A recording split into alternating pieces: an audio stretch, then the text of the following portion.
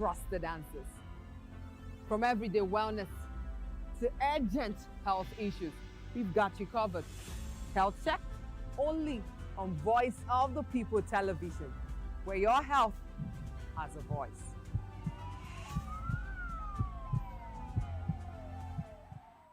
Are you ready for the extraordinary? Something big is happening on your screen. Introducing VOP TV, now streaming on SLTV channel 264. From breaking news to captivating conversations, news analysis, giving you all sides to the story. We break in-depth discussions on the issues that matter, from politics to sports, entertainment, and lifestyle. VOP TV on SLTV channel 264. Join us as we redefine what television means to you.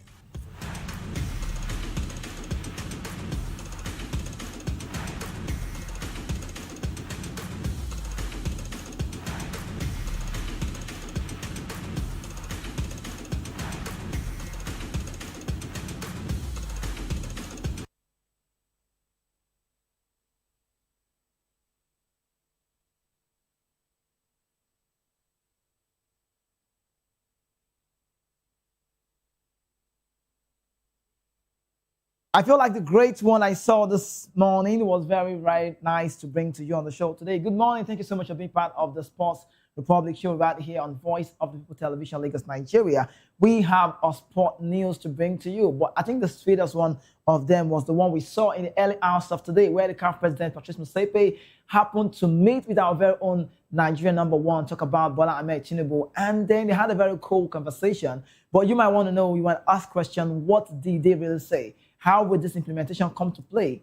But we have to look into it. And that was in Nairobi in a big summit in Kenya where they met themselves and they had a chit chat. Now, where is Patrice Motsepe, who happens to be CAF president, and President Ahmed Tinubu, or Bola Ahmed Tinubu, rally, our excellencies, His Excellency, you'd understand that it's definitely going to be a football talks, development, how can they bring it right? And then they discuss a number of matters, I think including a cooperation between government and also football and then private sectors in Nigeria and Africa. This is one thing that we want to say. It sounds cool, but will the implementation take place? That's the question we're asking. Because I want to say that I'm liking the news, and we said, yes, we must bring this one to you first of all, so you can understand that our own president also loves sports. It takes me back to 2021, what he did for the nation. He cleared the debt, he cleared the bills, had a word with the NFF to put things right. So possibly we can say there might be a development, just maybe a good development very soon between Nigeria, other African countries, talking about football. Our grassroots is dead.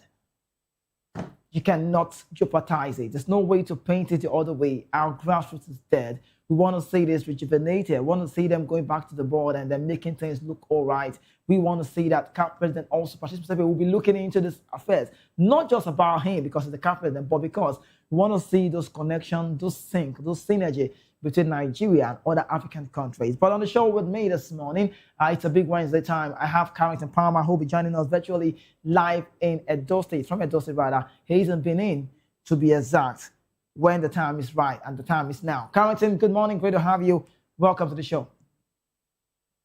Good morning, Kiziki. Yeah, good morning. You heard the good news. I don't know if it's the good news, but for me, I call it good news. Seeing our own president meeting with the CAF president. I feel like we saw it on X in the early hours of today. We saw that news on X, and a lot of media outlets have put out that post saying this one will work. What could it be that they were discussing? I mean, we are still yet to know the full detail of that story. We await the disclosure of what they spoke about, but I really hope it's positive and especially like you said before, grassroots football is dead. Like I was having this conversation with somebody a few days ago about, I think on Monday, I was telling them like, oh, we are the best side when it comes to the under 17 World Cup history, but now we don't even participate. We don't even get to qualify to the African Championship that will lead to the World Cup. So this is due to the fact that some people are not interested. They don't even call right people for the under 17 event and on the under 20 event. The last under 20 World Cup we finished in the round of 16 and we were whooped aside by Argentina. I watched that game and I was highly disappointed because this is not what I used to know or what I used to watch from the Nigeria youth rank. So yeah, I really hope this discussion between Patrick Musepe and the Nigeria president, President Bola Ahmed Tinubu, is really a positive one, and it's something that we actually develop our football and our sports, especially our football, because yeah, he's the CAF president and CAF covers football, not other sports. So yeah, I really hope it's a positive one and it's really changed the course of grassroots football generally. Yes, we took it. Everybody want to believe that it will work out. We are hoping it comes to be a great news because right now we had the news, like you rather said, everybody wants to see everyone come to be happy. Talk about Nigerians and also other African countries just to raise our own football growth. And then let's talk about this one now. There's the news about Africa. This is like Africa Uniting. There's a news about Nigeria to host the 2026 CAF Award. The last time was back in 2015. That prestigious CAF Award, I remember. Talk me through, Carrington. Are we going to see any, just possibly, is there a possibility that any Nigerian will be winning something come that day because it will be hosted in Nigeria?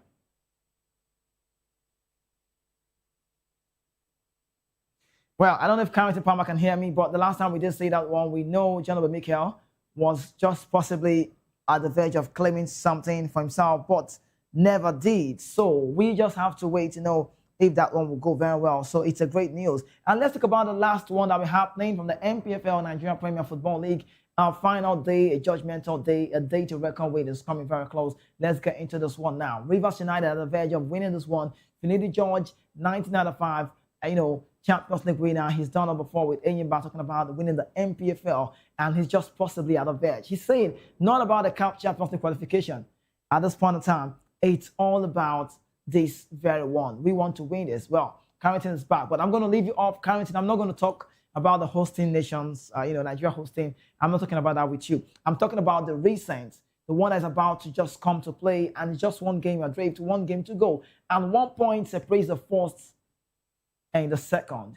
And the last matches will be Ikorodu City. We'll be seeing that very game coming up, and we're seeing Rivers United as well playing. So Ikorodu City will be holding down Rangers right here in Lagos. It's a must-watch game. We should be talking about that one. It's worth advertising because it will be very, very possibly detrimental to, Enugu Rangers. And then Katsina United will be away to Rivers United. So looking at the last day of the MPFL, it will be a very hard, tense game, a high momentum game, a game we just want to see. It's more like you say the Arsenal, the runnings in Nigeria, because right now we've seen Fidelis Electrical clinch on this before, and now they are just wanting to win this. And only if they can win in Lagos against Ikorodu City, who also have put themselves on the map. I think I like Adumara. That's the name of one player who is in the Chaos Unity Cup list. Now, looking at what Ikorodu City has done, they would want to end this game on a very high note, if not for any reason, for glory's sake.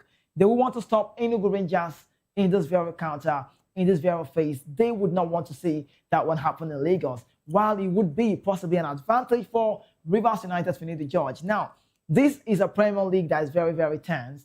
We love the competition. We like the way it's looking right now. It's not like the unusual, the one that used to happen back in the time. But right now, you can see that every club is trying to own their game. While these ones are up here trying to get out, we are also seeing our club style, Remo Star, who also will need to beat Bendel Insurance on the last day to leave that relegation zone. Abdullah is very optimistic, but we bring it back to the very big one and those very one. This is the final day judgment. Rangers International or Rivers United. Look at this. Very, very controversial, you can say. 37 games played. We need to see 38. And this is 65-64. Rangers would need, I think a win is just what they need. It's not even a possible draw because they need to go to Ikorodu City. They need to win Lagos. Yeah, they should be in Lagos possibly by Thursday or so. And they need to win this very game just because they want to win the league. It's very, very hard and very bad news for the Rangers, the Antelopes, to come this far and then losing out in this phase. The Electrical would not want to see this. My friend Ezako, the CEO, cannot even want to see this because I had a chit chat with Ezako and he knows how much he has put in, the government has put in into what they do. And Ezako knows, Ezako always say a word, we just need to keep developing ourselves. We've seen what Rangers have done. It's not like a mere hype. I'm not trying to exaggerate it. I'm trying to say it from the perspective of what it looks like. Enugu Rangers are one of the oldest clubs in the MPFL. We remember our chairman, who's late today, he planted a straight right at that club. And how far they've come. They would want to clinch on this one. Electrical knows if he wins this one, he gives himself that edge to keep saying I'm a force to reckon with. It will be a very good news if Enugu Rangers can get the result right here in Lagos because Ezako used to say a word to me all the time. He said, what we need to do is just go there, get the result, and it's football. You just cannot write us off. But then they're not just going to Lagos or coming to Lagos rather to play because we'll be seeing that game live. They are coming to play against a team that owns the pitch. I'm not talking about a home advantage. I'm only talking about one thing. They would want to play for glory, for pride. They want to end the season on a very high note. Ikorodu City have done well. You can't take anything away from them. They'll be contesting, communicating, and playing in the African Challenge of next season. But it's great. They'll be in African competition. That's nice, and that's how big they are. But for Rivers United, everything feels to be working for them at this point because let's be factual. Rivers United will play at home. They have everything to play for. It's different to compare when you talk about Rangers, who is coming or going away to Lagos to get the result. They don't even need a draw. Because if you want to get a draw, it just have to be determined with what we'll be seeing in Rivers United. And I know Finidi George would want to clinch on this. He's done it with Aimba. I don't see any reason why he would just not want to win this one again with Rivers United. So kudos to both managers. We have to see. But Ikorodu City will have, I don't know, they just have something to do with this scenario. Carrington, if you're here, tell me about this fixture. How high is it? How intense would it be? It's a very high one to wrap up the MPFL. And for Enugu Rangers, the thing I have to say, they were kind of favored in the last game against Bende Insurance with that penalty that was awarded to them in that particular game. Yeah, people ask questions about that. Say there's no way that could be. Oh yeah. But wait, well, Carrington, let's get this right. Let's just get it. Sorry, I'm cutting you off. I'll have to let you still go on. You are in Benin. What MPFL club do you fan? Let's even get it right. Let's start from there. Of course, that was Bende Insurance. You're a fan of Bende Insurance, and you saw that one. You said there was no way because someone told me there was no way that this officiating was poor. You want to believe that too? Yes, that officiating was very poor, very, very, very poor. I was watching the body language of Ilichukwu on the sideline, and I don't think he was happy about that because, of course, he won't want his side to get or suffer a decision like that that they actually benefited from. But there's nothing he could do about it, or there's nothing he could say about it at that particular point in time. And he's also one of the assistant managers of the Super Eagles. So let's say the Super Eagles go on an international base, and yes, they award a penalty like that against the Super Eagles. Of course, he's not going to be happy, and I believe he wasn't happy that they had to win like that. But in football, a win is a win, no matter how ugly or no matter how the opponent wants to take it. Yes, but there's no way they are going to take off those points from them right now. But going to Ikorodu City to actually on the final day, it's a very tricky one. This Ikorodu City, they were actually the title race at a point in the season, but yeah, they fell off. They fell off to an extent, and now Rangers will be playing at Rivers United will be playing at home. So the odds here Rivers United. Yes, against Katsina United. The odds now favors Rivers United because, we expect Rivers to actually get a win over Katsina United at home. But will Rangers be able to get that victory against Ikorodu City? That is the big question. So, this Ikorodu City, they are no pushover. They are no, they are not a small side. They can. I've seen some of their games and they know how to play very, very, very, very well. So it's going to be a very tricky game for Electrical and his boys. But I would say, should I say they deserve it more because Rivers had all the opportunities. They had so many games to actually cover up and actually wrap up the league at this point before this time. But they fumbled it. They had because of their involvement in the CAF Champions League, they had some of their games postponed, but they just couldn't take the opportunity to actually get those points that they should have gotten and be in a good position to win the league. Now, for Rangers, they've been actually getting their points, and now they are in this precarious position, I would say, because Ikorodu City is not pushover, and we expect Rivers to get a win against Katsina United. But at the end of the day, whoever gets his tactics right, whoever needs it more is going to win. Although we know in our league, it's more of the home side always, should I say, gets most of the victories every weekend. But I don't think that will happen this year. Well, But it I seems, really, it really seems, pray yeah, I that. get your point. It seems to be always very different, but we have to go off that one before we bring the league table to you. I must say, I used to know someone in Castina back in the time.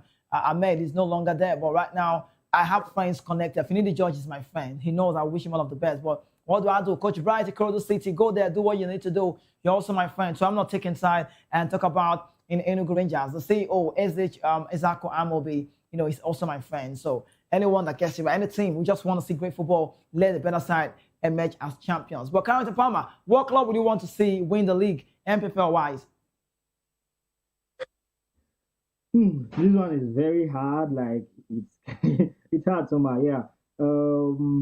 Yeah. I think I have to go for Rangers. I just think yeah, Oh, Rangers. really? Regardless of what happened against Bendel Insurance, really? Yeah, regardless of what That happened sounds against Benfica. passionate Yeah. without so controversial, penalty. Oh yes. Oh yes. Yeah. Yeah. Without that, I really want them to win the league. Yes. Um. All right, so let's get to show you the very table, the way it's looking right now. The MPFL, this is the season, 25-26 season. Rangers on top of the log, 65 points. And then Rivers United, Ikorodu City, also just on the fourth log. Shooting Star, the oldest club in the MPFL, you can see 3SC, they call themselves, also on this race. But, of course, they cannot emerge as champions in this one. What do they play for? On the last day, time tells. It's all about pride. That's why United, Bendel Insurance, Sabia Warriors, Castina, Barwell, Canopilas, Cora United, Plateau United, Academy Warriors, Aiba, Kun Khalifa, Remo Stars, Warrior Wolves, Niger Tornadoes, Bayelsa United, and Wicked Tourists. Wicked Tourists have been here before, but it feels like everything is not really working for them, and Bayelsa also confirmed. So it's a big run for Warrior Wolves alongside Niger Tornadoes and then Remo Stars. Please, Carrington, come with me, look into this categories. Which of the clubs are, is it possible we could see reigning champions, Remo Stars, relegated? I'm just saying, I'm asking, I don't know. I I was telling somebody the other day. I said, I don't know how the image of the league is like if Remo Stars should get relegated at the end of the season. Yeah, but it's nobody's fault. They actually put themselves in that position. Yeah, we expected them to actually, even though probably they might not be able to retain their league, but the league that they won last season, we expected them to at least put up a good fight this season. They didn't qualify to the group stage of the CAF Champions League. So when we all thought, okay, this focus on the now they have all the chance to focus on the league this period, but they fumbled all the games that they played both home and away. So yeah, and don't also forget that Enyimba is also in that same position. Anything can happen too. Yeah. Yeah, that's the biggest club side Wow. in the MPFL, and yeah. Well, I really wish Remo Stars escape this relegation battle that they are. Yeah, I really wish they escape it because if you ask me, I want them and Enyimba to actually survive. And yeah, I'm sorry to the other club side here, but a bit biased and just have to be a bit biased there. So I think I'll really hope Remo Stars get a victory over my club. Okay, over your club. Are you good? So over your club. Well, Yeah. It sounds, I don't know. I feel like you're just doing the job. You're doing the punditry job quickly. You're not trying to be biased. You just want to see something like that happen. But then it's the last game. I think Osimhen Abdullah, the technical advisor of Remo Star, believes that they should put everything in God's hands. And it's more like you're saying God will help us. What about the other side? God is everywhere. We'll see how it pans out. Well, quickly, let's get to the story that happened yesterday. The very big one we did see. I saw that game, and I was saying, Coleman, you should have just scored. Cristiano Ronaldo's side have not emerged as champions in the Saudi Pro League. We must tell you, Al Hilal have 2 games left, while Al Nassr have 1 game left, and that's against Denmark. If Al Hilal drops points, they will win the league. If Al Hilal drop points, they'll win the league before the final day. That's about, Ronaldo's Al Nassr. If not a win on final day, then we'll have to wait. This is Cristiano Ronaldo being frustrated. We could see that one. The league title is still 100% in Al Nassr's hands. If they win or draw their last game of the season, they will be crowned champions. The first time we did see the goal coming from that very man, Mohamed Simakan, and then I could say Coleman should have just made it 2-0. And this is what it looks like right in the Saudi Pro League. Al Nassr, Al Hilal, Al Ahly, Al Qadisha, and also we have Al Tawund. This is just what it is. Look at this, Ronaldo. This is going to be the first time Ronaldo will clinching on this one. He needs it, and they play against Denmark, a smaller side. I don't want to say the minus to them, but Ronaldo's side need just possible a win or a draw. I don't know. There's not this. They'll win this. Looking at the games left, Am I making any sense to you, or you feel like they cannot get it right? How many games they played so far? So they just need to get that result to clinch on that margin and become champions of Saudi Arabia. Yes, yes. I believe they are going to win it. And I watched the game yesterday against Ha Hilal. I watched the game yesterday, and I was pretty impressed by the way they played, especially the way they defended. And Kingsley Coman could have scored there. He had opportunities like to actually go past the Very keeper, right. Jackson Bruno in goal. Yes, also had the option of chipping it over his head. And he also had the option to make a simple pass to Cristiano Ronaldo. Though, yes, that can be a bit harder because Coman was already positioned to actually shoot that ball. Yeah, and I will have to say, I have to give kudos to Bono there because the way he rushed out and the way he made himself big actually did not help matters for Kingsley Coman. But ultimately, at the end of the day, I thought Hanasa already won that game, but it's that moment of I don't know what should I say. Should I say madness or should I say miscommunication or what? It just happened, and this is not the first time this is happening with Beto in goal. Yeah, I don't. Okay, so he said this is not the first time. Let's get back to this one. I feel like Carrington will be off for a while, but we have to reconnect when the time is all good. Let's let you know that the running continuous relegation battle is out. Tottenham Hotspur needs 2 games to win themselves out of the relegation bottom, and also West Ham. Now, Tottenham Hotspur have 2 games, and the next 2 games will be Chelsea away and then Everton at home, while West Ham will also be playing, Newcastle away and Leeds United at home. This is the running. The relegation battle is getting very intense day by the day before it moves. Now, look at this one. The running. Chelsea, I just would have said Tottenham Hotspur should have just won that very game. They should have just won that one where they played against Leeds United, but that's foul from Martin Stell. He wasn't really looking. He got off the game, and later on we had Madison coming into that very game, and you could see how furious Roberto De Zerbi felt that very day when they felt like, yes, we are the champions. We should have gotten this one. They've put in a lot of energies this time around regarding the injury problem they've had in the past, and it's really been going Tottenham's way. But I would have loved to say Tottenham Hotspur, for me, I'm not going to say I don't like West Ham. I love West Ham. I have some players in there that I love so well. The Diouf. I love Diouf. I love Soucek. I love also Somerville. I like the team. I like Jared Bowen. But I'm just looking at the team that I don't want to be relegated. That's Tottenham Hotspur. They have never been relegated from the Premier League, and this record still stands out. Match week 37, they play against Chelsea, and then Chelsea not really having a good run. It just might be going the Tottenham way, but because they look to be the hungriest side. But the football game is very, very crazy that you just cannot say this one will just go past this one or this one can go past this one. So for both teams, they need it. Chelsea wants to be in Europe, while also Tottenham also want to be out of the relegation zone because the record, they would want to keep it for their home fans right there at North London. But we go for the last home game, and that will be Everton match week 38. How the Everton side, the Evertonian, has been recently. You can see the connection without Idrissa Gana Gueye, but they have a Ruben in the midfield. McNeil some of the time gets involved. And Ndiaye, Ilman Ndiaye, that's a team you can see right there working out themselves, just possibly, just behold. But it will be very, very tough. So I could say maybe, I don't know, I think I should say Tottenham Hotspur have a very stronger game to play than that of the, West Ham side. But Newcastle also, Eddie Howe knows the game will be away, for Nunes Espirito Santo, and then it would not be that so easy because Newcastle also is trying to find a footing in the Premier League. And then the last game will be Leeds United.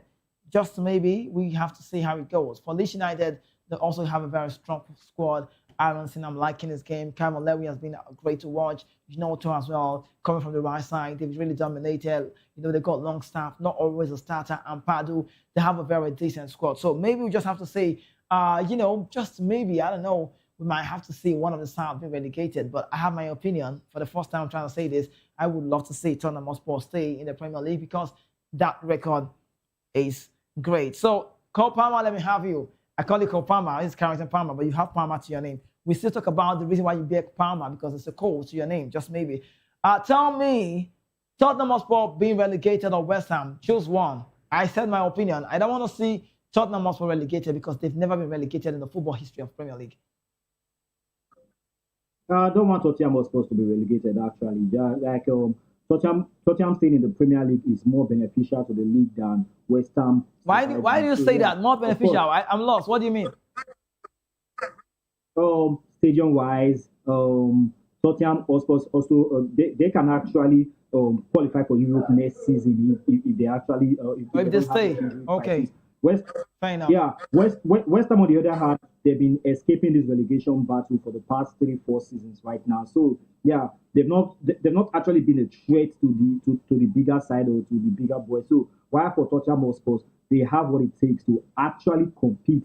They just the management just need to actually do the right things, and Tottenham will start competing at the highest level. Don't forget they won the Europa League last season, and oh yes, they can actually pick up other trophies and probably maybe another European trophy. They were in the Champions League final in 2019. They won the Europa League last season. So yeah, it's more beneficial to the league if Tottenham and West Ham. So I want them to actually survive. I don't know if they are going to get a victory over Chelsea, but Chelsea home record this season has not been good. Just 6 home wins the Premier League all season. So Tottenham, they cannot. And for Tottenham, their away record is better than their home record. So let's see what's going to happen in that game. But I really hope Tottenham Hotspur gets to escape it. Okay, so we hope Tottenham Hotspur will have to escape that relegation. That's the prayer from Carrington Palmer. Also, I think I just wish to see them also remain. Now, while we talk about the relegation battle, let's talk about the running. Just two teams are just at the edge of winning the Premier League, and for Pep Guardiola, it will be 7-10 if it happens to be so. But right now, I can tell you, Arsenal are really just 3 games away from being crowned the champions of Europe and England. Arsenal. We'll have to show you. So you see the games that they have more. And then I look at Arsenal from every perspective, and I feel like everything feels to be working in their own good because their next game, if we see, and that game will be coming up later today, we'll be seeing that very one where Man City will be doing what they love to do and trying to stop Crystal Palace. Just eventually that could be possible. Now look at this, Arsenal Burnley. If Crystal Palace can just get a draw against City and Arsenal win at Burnley, or win at the Emirates against Burnley, you can say Arsenal will be crowned champions of this. And what makes this look very controversial is the fact that Crystal Palace will get £10 million on add-ons if Eberechi Eze's, Arsenal side wins the Premier League. And question will be raised, how would they go from here? How would they do it from here? What next? What will be happening? Who would win this very one? But I'd really love to explain this to you. Now, just a reminder, if City lose or draw against Crystal Palace today, Arsenal can officially win the Premier League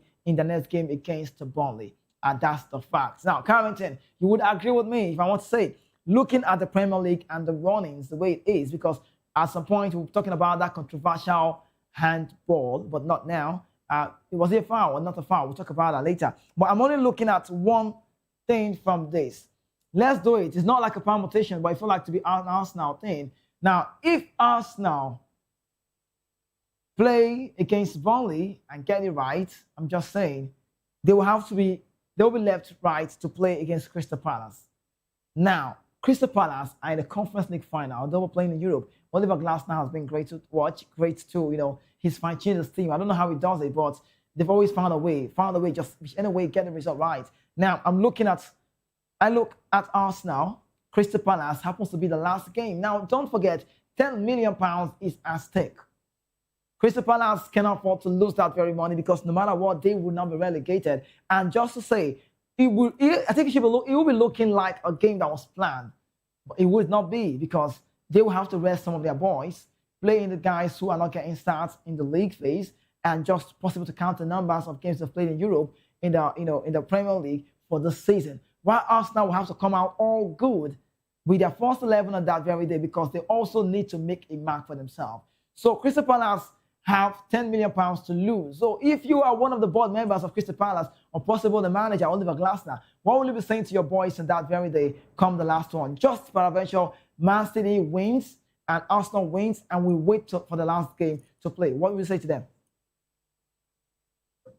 Of course, business is business. Yeah, there's no business part that don't want to make profit or don't want to make money. So yeah, and I've been thinking about that game in particular. I say, okay, fine. If it goes down to that final day, I don't think Crystal Palace would want to lose £10 million. But I don't think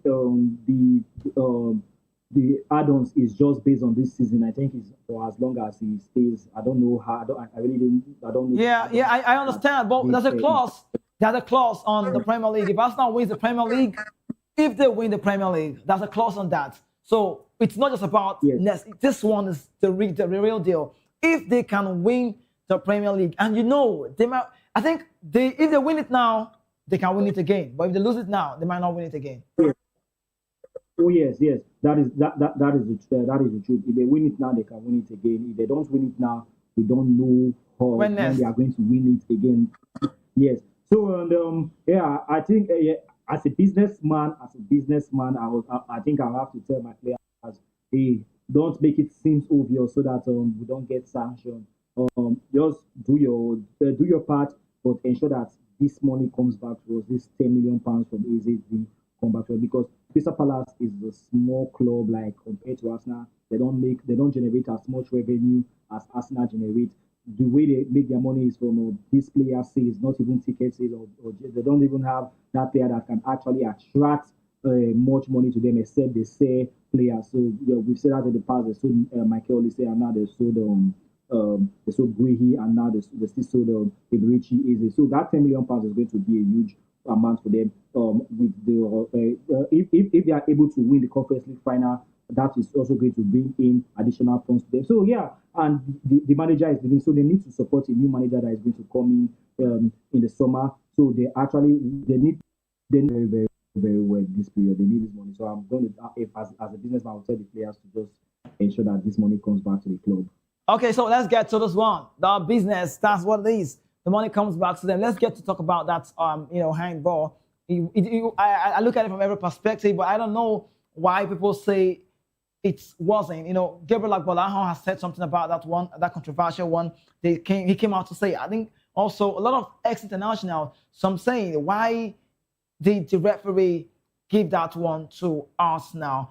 And because most of the goals against Man United and against the clubs they've really done this. But let me be factual with you. Let me explain this at some point. This is the first time I'll be doing this. Now, this one, let's say it. What Arsenal has done, it doesn't sound defensive or justification-wise. What Arsenal have done this season that counts for them or made them get a mark is they are always roving around the goalkeepers. They are just giving the body language of shoving. They're always numbers of Arsenal players just at the box. Go watch it out very well. I think aside from the United game we just see, but it's quite different from this one because I have to show you this one again so you can understand. We have to bring it to you. Now, what Arsenal players do most of the time, they are crowding the goalkeeper, which we know the goalkeeper is sacred. You don't even have to go do that. But do they shove? Is there contact?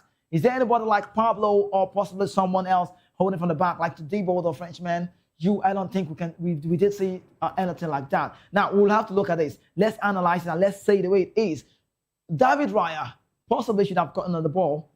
Now, Pablo's hands, we'll have to show so you can see. Pablo's hands, now watch this. Watch this very clear. We're not even talking about the Arsenal player who's trying to hold off Todibo because the ball is not coming their way. So our concern basically should be on the ball and the goalkeeper. Now, the West Ham keeper came out, not about him. Keepers can come out at this point. But looking at this scenario, there is no way you cannot say this is a foul. Absolutely, this is a foul. People are saying it's not a foul because Arsenal have gotten more games with this way. But the truth of the matter is we've not seen this one. Please watch it very well. You can contest and you can have a say. Look at Todibo. Pablo, there was no way this David Raya would have gotten on the ball. His powers, his arm were drowned down. And then there was a contact. Now look at Pablo. Look at his hands. He has got tattoos.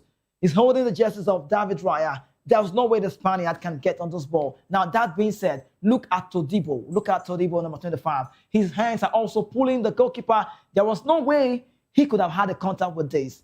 Even right here in the studio, David is showing me some kind of, magical goalkeeping departmental thing here. But Carrington, it's been great to see. I think for the first time in a long time, I can see a West Ham game I think against Arsenal more interesting than that of El Clasico because I don't think that was an El Clasico for me. It's just about the hype. But the West Ham Arsenal game was very intense. Callum Wilson thought he scored. Declan Rice almost killed himself. What about the block from Gabriel Magalhaes? So we would have gone Arsenal's way or possibly West Ham way. But at the end of the day, one man got it right, and that was about Arteta. But When I listened to Gerald Bowen talking, I almost felt like crying. Gerald Bowen said, I'm not here. I'm the skipper of the side. I'm not here to tell you that it wasn't a foul. But we've seen this happen countless times. If the VR wants to be consistent, they need to up their game. We can't be seeing this happen here and the other time it's not happening. But then this, for me, it's a foul. Goal disallowed. Good call by the referee, Carrington. Yes, it's actually a foul. I'm not going to tell you that it's not a foul. It's actually a foul. But we've seen Arsenal get away with these things in the course of the season. And if you also look at that replay very well, if you have the extended replay, you'll see that Declan Rice head on to somebody in the a West Ham player, and that should actually be looked at, but it was not looked at. You see the game against Manchester United earlier this season, the way they crowded the goalkeeper, and Saliba's hand ensured that Bayindir could not get to. Yeah, true. We did see that, right? That ended up, yeah, in the back of the goal. And even against Chelsea, we saw penalties that were not given to Chelsea for the Arsenal when Chelsea had a corner against Arsenal. I would say Arsenal gets away with all those antics. Even Everton copied the same tactics against Manchester United at Hugh Dickinson Stadium this season too. It's just that Sano Lemes in goal ensured that he was well prepared for whatsoever he was thrown at, because he had already faced Arsenal at their corner routine and tactics this January before that game. So yeah, the consistency is the issue here. That is a foul. If that was not given as a foul, I would say, oh yes, Arsenal are done. But I still won't feel sorry for them, because yes, they've been getting away with it. So and now that it went against them, no problem. But there was a video I saw sometime when they said the Premier League wants a new champion every 6 years. They don't want it to be as if one side is dominating and the other side they are not competing. So I think I don't know. I don't want to say that is what is happening right now. But any other day, or if that had happened in the other end of the pitch, I think that goal would have stood. Yeah, yes. Carrington, let me come in from the party side. You saw that video. Now, I know yeah. you're not saying it's what it is, but I look at it. For can you say that the PGMOL have been making things easy for us now? Can you say that? Just say it. I'll say the PGMOL they've not been doing the league any favor. It's not just about Arsenal. It's about what's happening in the league. Lisandro Martinez was sent off for a challenge of Cabot-Lewis, and that same weekend, the same referee that sent off Lisandro Martinez did not send off a Brentford player, I think Otara, on Cabin Bassi. The similar challenge, they did not send him off. Even the game against Chelsea Leeds, Cabot-Lewis dragged Cucurella's hair, and he was not sent off. He went scot-free with that challenge. So yeah, that is the issue. All right. Okay, that's the issue. Okay, so Carrington, let's quickly run to the news about Trent Alexander-Arnold. That's a deal we have to say. We've seen it. The PGM, as a word happened in Liverpool. That's the speculation about the way Arnold left. The fans still want him back. That's the possibility of him returning back. I don't know if about national team, but I think Liverpool reports states that there's an open arm for Arnold to return back to the Liverpool Stadium, the Merseyside people, the Reds, that's the word. We'd love to see Arnold return back. He's playing for one of the best clubs in the world, Real Madrid, and you don't have a lot of competition. Looking at Danny Carvajal, he's quite old, he's ruled out for the World Cup, and then there's no lot of pressure. Alves, the man has left the club side. So would you want to say this man making a move, to the Liverpool side again, where he left some seasons ago, just a few seasons? Yeah, if I'm a Liverpool fan, of course I would love to have Arnold. He just left. He just left recently. Yeah, it doesn't matter. Arnold did very well while he was playing at Liverpool. He never fell out with the club. Yes, he just wanted something more. He just wanted in the world. But yeah, I won't just totally say this season he has not been. It's a failure for him. No, I won't say that move has not worked out, because yeah, this is just his first season going into a new league, a new language, new food, new weather. Everything is definitely going to actually affect his performance, and he has also not been lucky with injuries. yeah, we saw a case whereby he came back from injury and he immediately went back. And yeah, the change of coaches too. And I don't think Abaloa seems to rate him that much sometimes. So I think even he also had that same issue with Xabi Alonso while he was still the manager of Real Madrid. Yeah, if the Liverpool fans want Arnold back and if Arnold is willing to move back, yeah, no problem. But I believe Arnold would actually want to put up a fight to see if he can still make it at Real Madrid. Yeah, because Real Madrid next season, I believe they are going to challenge and it's going to be a new Real Madrid side. But he actually needs to step up. He needs to do more.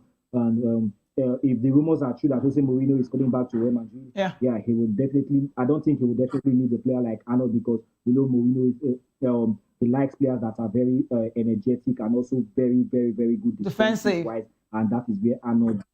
Yeah, and that is Okay. Arnold's major weakness. All right. So if the okay. rumors are true, yeah.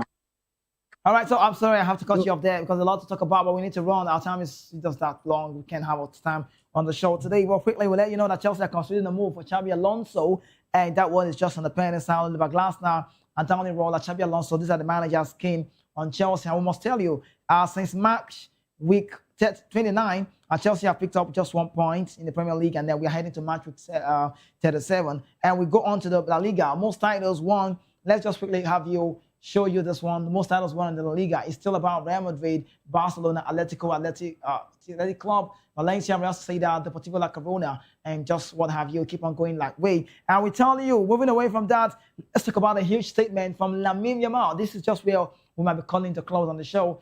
Carrington Palmer, let's talk a bit about Lamine. Look at this post. And Lamine said, "Thank God I'm not a Madrid star." And I will take you back to, October 2024. After the match, Fonny wrote, Lamau celebrated in front of the Madrid fans and later made a few comments referring to that game.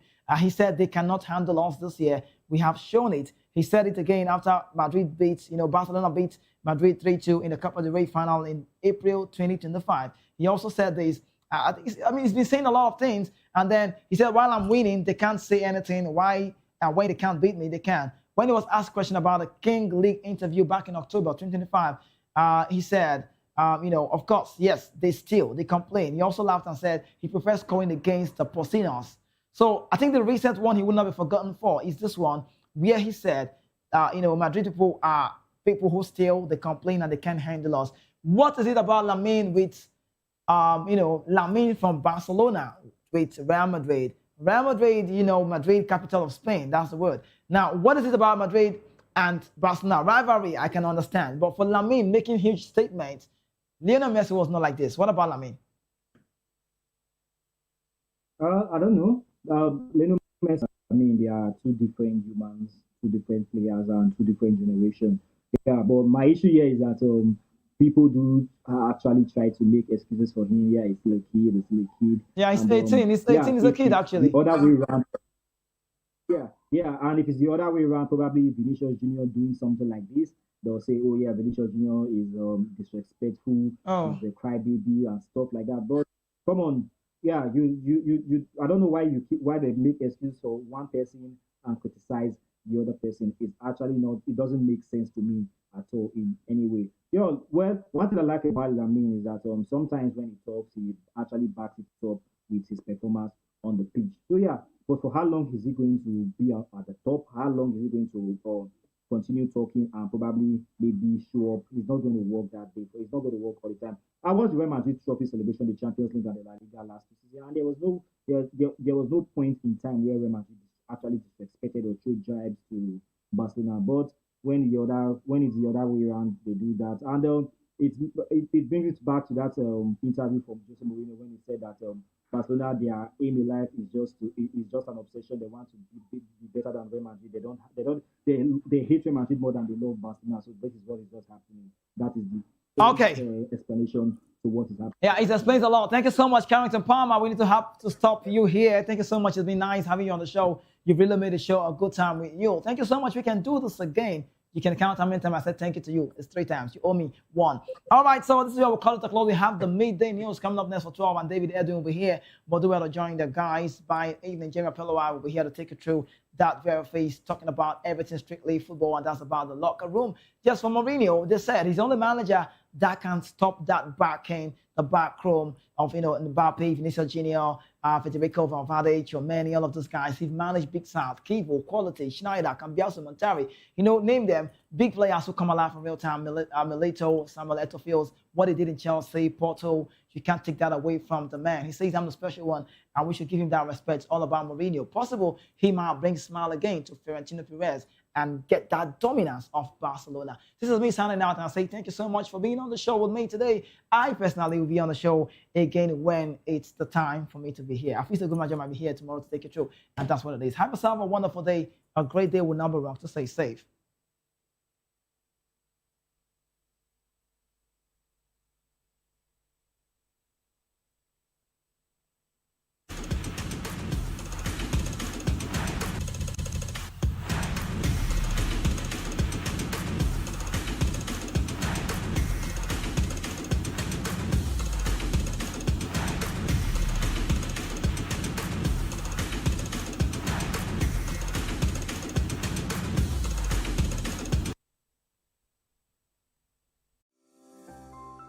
VOP TV. Now you have more than a voice.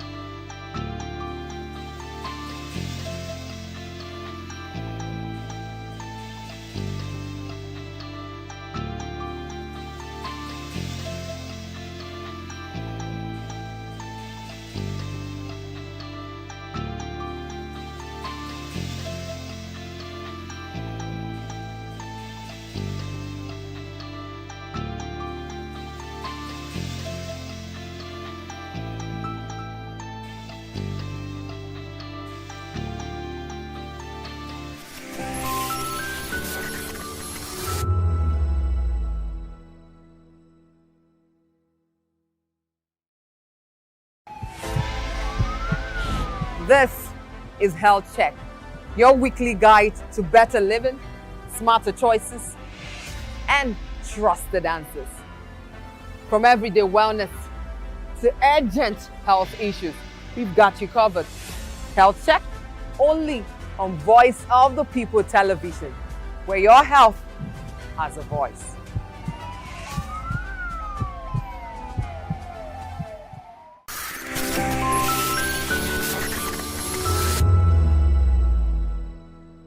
To know the happenings in the maritime sector, join us on the program Maritime Frontiers on VOP TV as we discuss key areas in the maritime sector, from aquaculture, maritime transportation, maritime labor regulation, oil and gas exploration, ferry and passenger insurance, marine pollution and prevention, port operations, and lots more. Maritime Frontiers, exploring Nigeria's blue economy.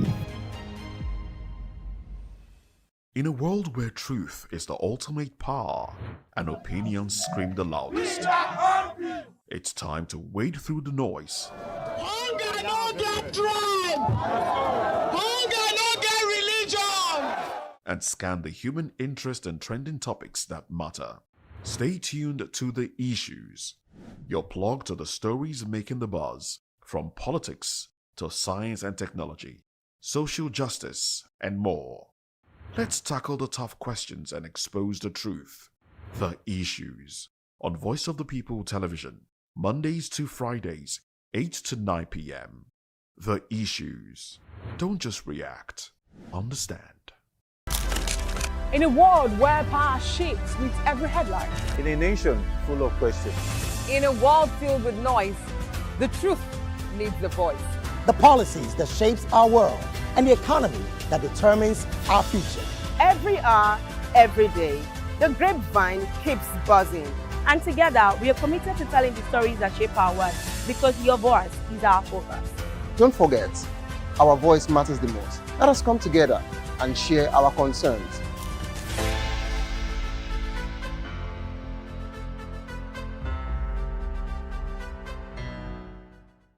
We encourage you to click on the like button and subscribe to our YouTube channel. We are Voice of the People TV. Also follow us on all our social media platforms. We are at VOP TV Live. Visit our website www.vop.ng for fresh and trending news. Also watch us live on SLTV channel 264. VOP TV, Voice of the People Television.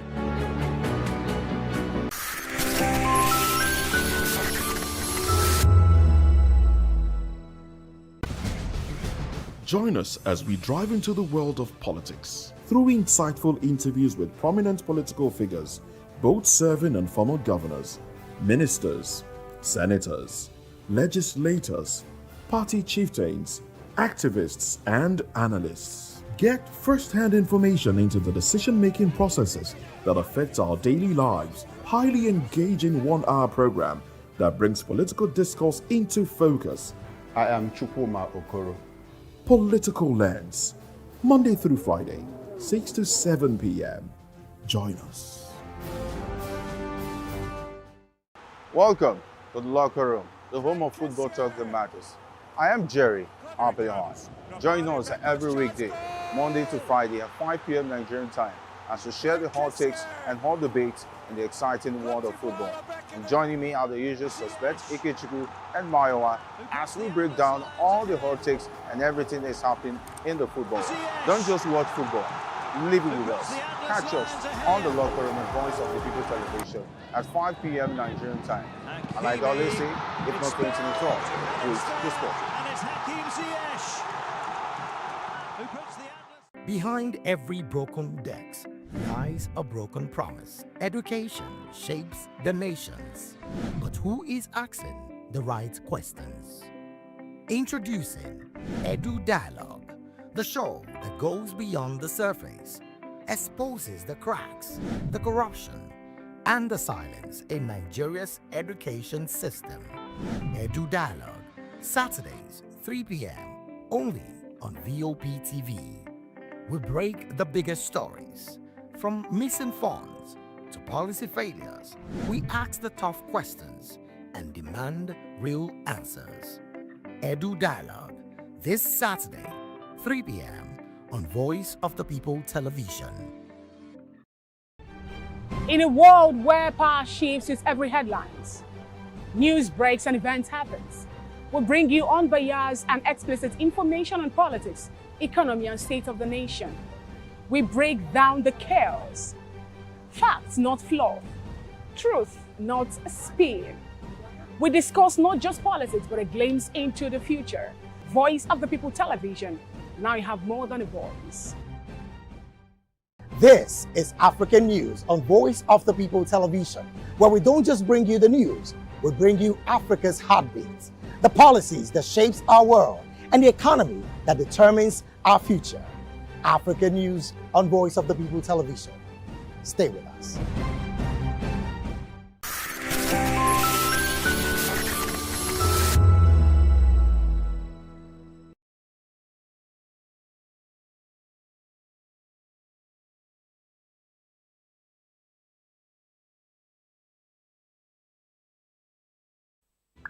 Are you looking for where to buy quality and original studio and musical equipment in Nigeria? Welcome to Iruka Online, Nigeria's biggest musical and sound equipment warehouse. Your trusted home for top global brands, reliable low-priced alternatives, and 100% original musical accessories. With over 16 locations nationwide and open 7 days a week, we deliver unbeatable service and customer support you can count on. Shop online at iruka.com in partnership with world-renowned brands like Wolfdale Pro, Prisoners, Twile Keyboards, Fender and Jackson Guitars, Marshall Amplification, Mapex Acoustic Drum Set, Tech Electronic Drums and Accessories, Evans Drumheads, Ashdown Engineering, and many more. Iruka Online, powering your sound.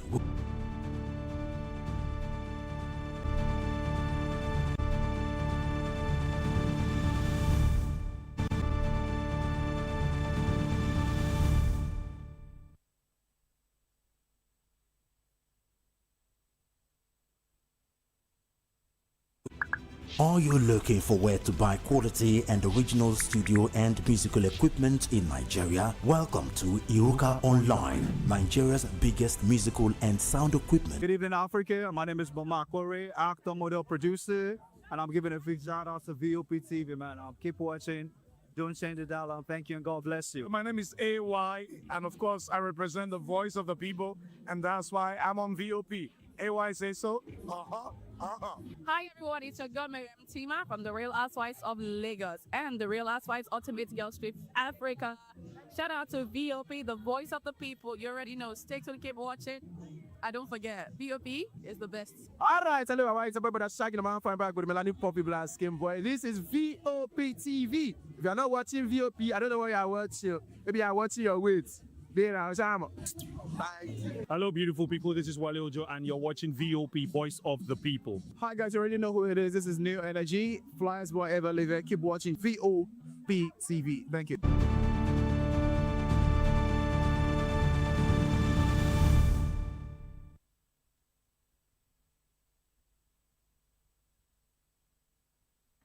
Well, hello and welcome to the Midday News and Voice of the People Television. I am David Edwin.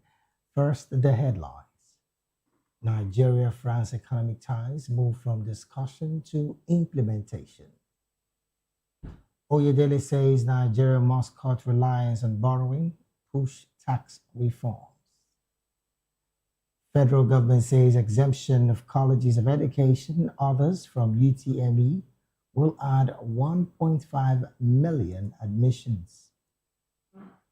Federal government to pay 8 billion naira in outstanding scholarship debts. NDC sets 60 million naira fee for 2027 presidential nomination forms. Anambra government clears security advisor. In business, Naira appreciates slightly in official parallel market. In sports, President Tinubu approves CAF Congress Awards hosting. And in entertainment, Colleagues pay tribute to late actor's death. And now the news in full.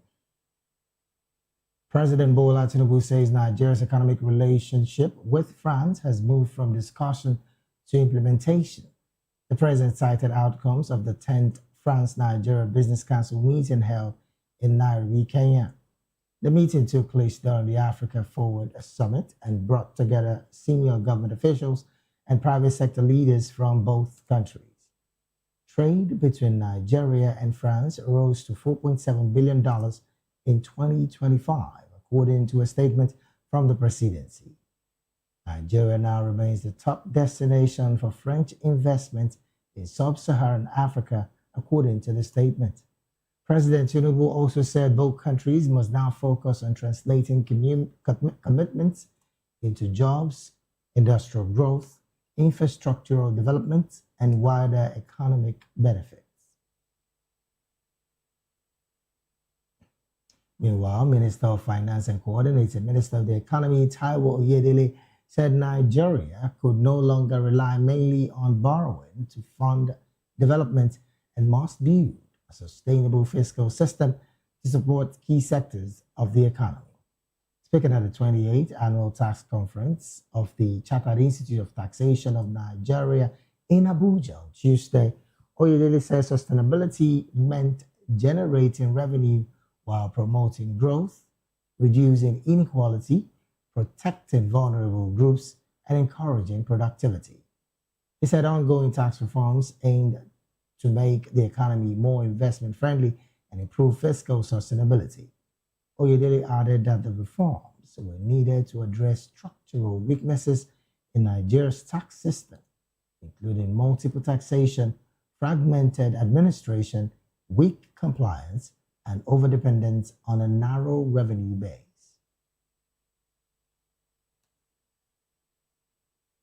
In the meantime, the federal government has pledged to pay 8 billion naira in outstanding obligations to Nigerian students under the new scrapped bilateral education agreement scholarship. Minister of Education Tunji Alausa said during a media interview that 4 billion naira had already been disbursed and the remaining 4 billion naira would be approved within 2 weeks. Alausa said the scheme was riddled with fraud and had been abused beyond its original purpose, adding that one of the first files he received upon assuming office showed the extent of the abuse. He cited a request to approve 650 million naira to send 60 students to Morocco, including a scholarship for a Nigerian student to study English in a French-speaking country. Still on the education matters, the federal government said exempting colleges of education and non-technological agricultural courses in polytechnics and monotechnics from the Unified Tertiary Matriculation Examination will increase admissions into tertiary institutions by about 1.5 million. Minister of Education Tunji Alausa said on Tuesday in a television interview that the policy would double admission figures recorded in the past 2 years and expand opportunities for young Nigerians. He said one reason for the exemption was to support efforts to improve food security. Alausa said the ministry also plans a comprehensive curriculum modernization for agricultural courses across universities, polytechnics, and colleges of education to reflect modern practices, including greenhouse farming. He announced the exemption on Monday at the Joint Admission and Matriculation Board's 2026 policy meeting in Abuja. Under the new guideline, prospective students will need at least 4 O-level credits to qualify for admission. Alausa said the policy would also ease the administrative burden on JAMB and strengthen interest in the teaching profession.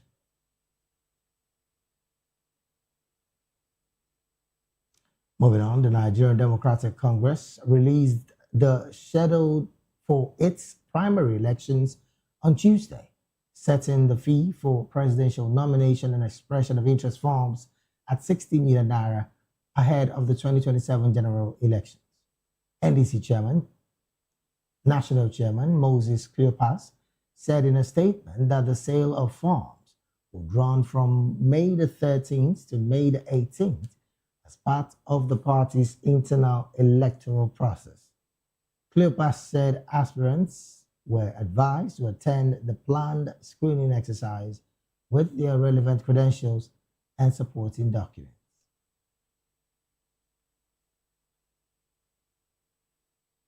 In the meantime, former presidential candidate Rabiu Musa Kwankwaso said he was ready to support Peter Obi or any other candidate selected by the Nigerian Democratic Congress for the 2027 general elections, stating that the party's decision would be final. Kwankwaso said the NDC had agreed to zone its 2027 presidential ticket to southern Nigeria for a single four-year term. He said the decision was reached after consultation with party leaders and stakeholders nationwide. The former Kano State governor spoke during a TV program, saying recently he aligned with the opposition coalition in the NDC alongside former Labour Party presidential candidate Peter Obi.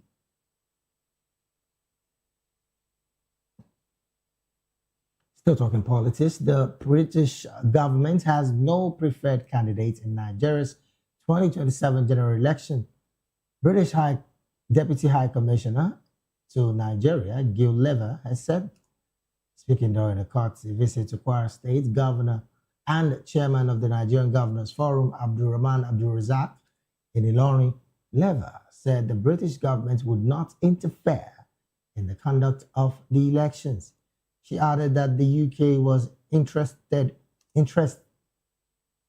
was showing an interest-free, peaceful and credible election. Lever made the remarks while also visiting Kwara State's First Lady, Ambassador Olufolake Abdulrazak. She said the British government will support a free, peaceful and credible elections in Nigeria's next year election. In another development, the Kwara State government said it would strengthen its partnership with the All Farmers Association of Nigeria and all other agricultural stakeholders to advance mechanized farming, environmental sustainability, and women's inclusion in the state. The commitment was reaffirmed during a courtesy visit by the leadership of the Kwara State chapter of AFAN to the Kwara State Agro-Climatic Resilience in Semi-Arid Landscape Projects Office in Ilorin, the state capital. According to the statement issued Tuesday by Kwasersal Communication Officer Okolawon Taiwo, State Project Coordinator Shamsuddin Aregbe assured farmers of the government's continued support for improving food production, mechanized agriculture, and climate resilience. And in Anambra State, the government has said that it had concluded an investigation into allegations of sexual misconduct against the security advisor to the governor, Ken Emekai, found the claims to be false and misleading. Human rights lawyer Professor Chidi Odinkalu had accused Emekai of an improper relationship with Mrs. Masi Nwango, the wife of detained native doctor Chukwudozie Nwango, also known as Oka Okuko Tiwaraki. The allegations made several weeks ago sparked public debate over the prosecution and conviction of Nwango. A fact-finding committee set up by the state government submitted its report on May 11th and exonerated Emekai. According to a statement, Physical equipment in Nigeria. Welcome to Iruka Online, Nigeria's biggest musical and sound equipment warehouse. Your trusted home for top global brands, reliable low-priced alternatives, and 100% original musical accessories. With over 16 locations nationwide and open 7 days a week, we deliver unbeatable service and customer support you can count on. Shop online at iruka.com in partnership with world-renowned brands like Wolfdale Pro, Prisoners, Twile Keyboards, Fender and Jackson guitars, Marshall amplification, Mapex acoustic drum set, Tech electronic drums and accessories, Evans drumheads, Ashdown engineering, and many more. Iruka Online, powering your sound with quality you can trust.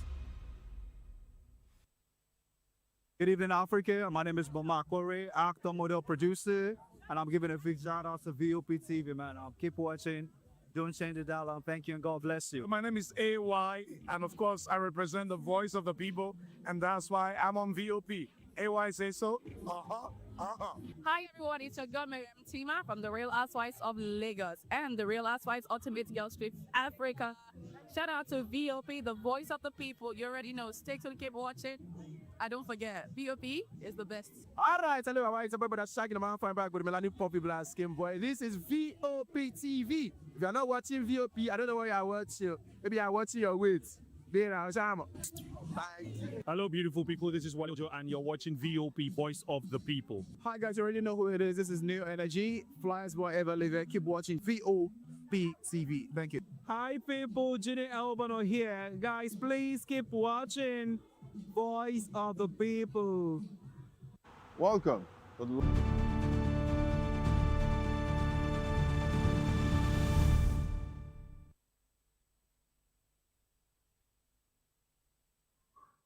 We're glad to have you back. It is still the midday news right here on Voice of the People television. Now to other stories.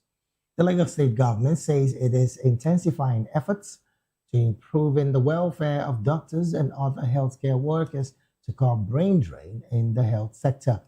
The government says with Lagos population projected to reach 34 million within the next 4 years, the need to strengthen healthcare infrastructure and manpower has become more urgent. Our correspondent, Onyeka Ogolo, has more in this report. Marking the 7th anniversary, the Lagos State government says it is intensifying efforts to retain healthcare workers and attract Nigerian doctors in the diaspora back home.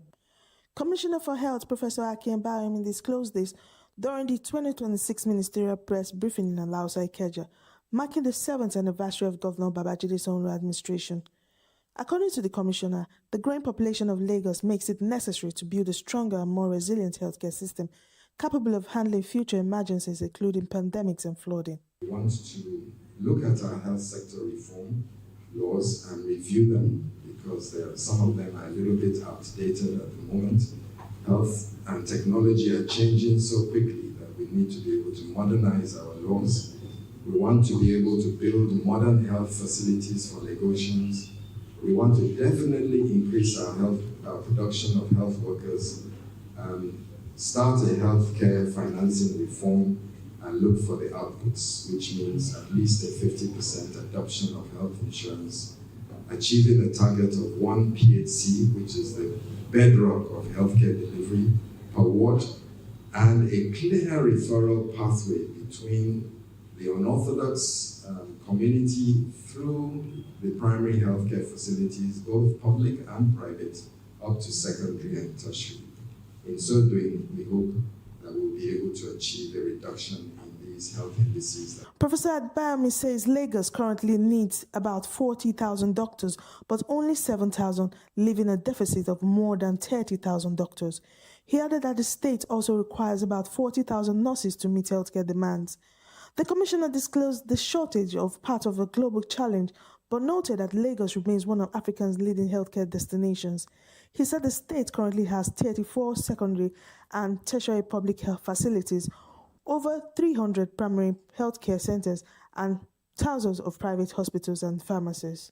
The commissioner says the government is improving health care, financing upgrade working conditions, and providing accommodation for medical personnel. He disclosed that 72-room accommodation complex has been completed for house officers at Lasut, while staff quarters at Bagada, Ojo, and other facilities are nearing completion. The government also says all future medical facilities in the state will include staff housing as part of efforts to improve the welfare and productivity of healthcare workers. The Lagos state says its long-term goal is to position Lagos as a leading medical tourism destination in Africa while ensuring accessibility and quality healthcare for residents. From Alausa Ikeja, I am Monica Ogola, reporting for Voice of the People TV.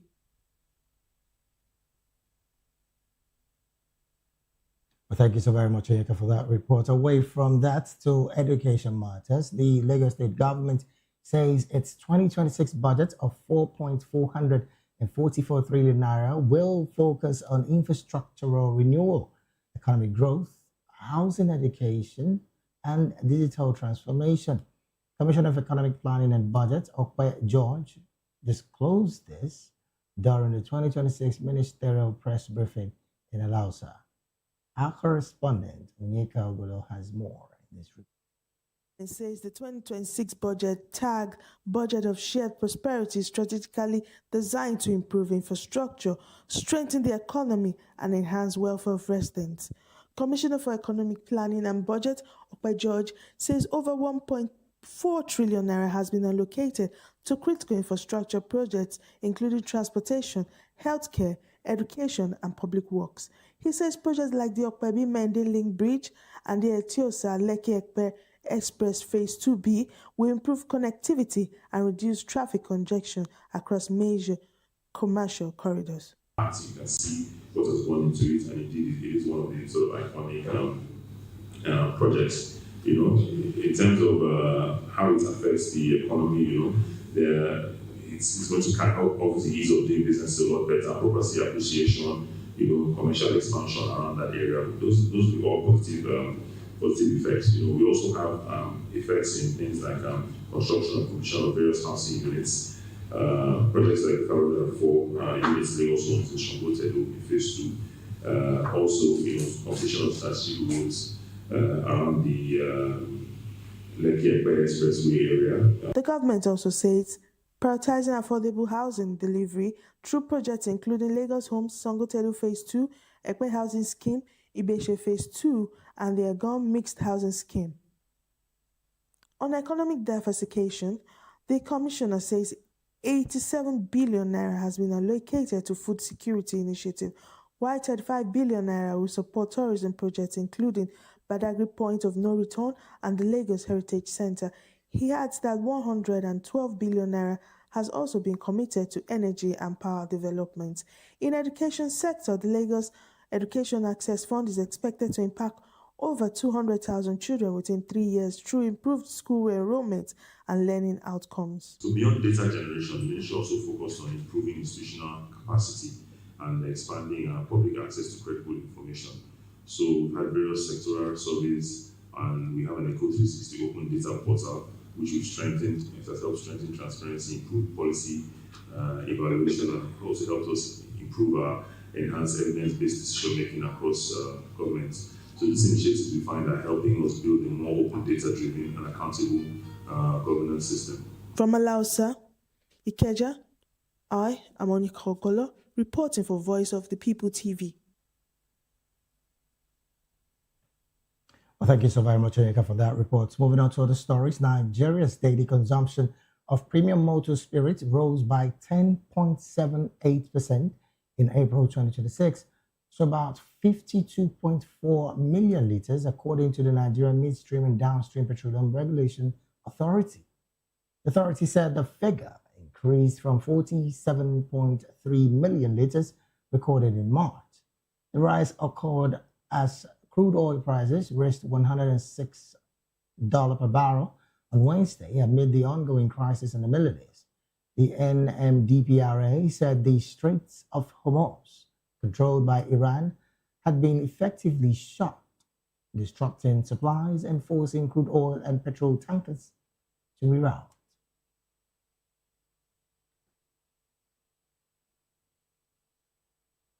You're still watching the media news right here on Voice of the People television. We'll go on a very short break right now. When we return, more stories in business, sports, and entertainment will be up next.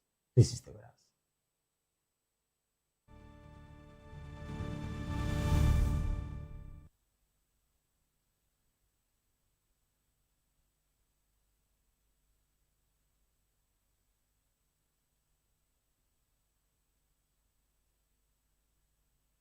Hello, my name is Inedo. Keep watching VOP TV.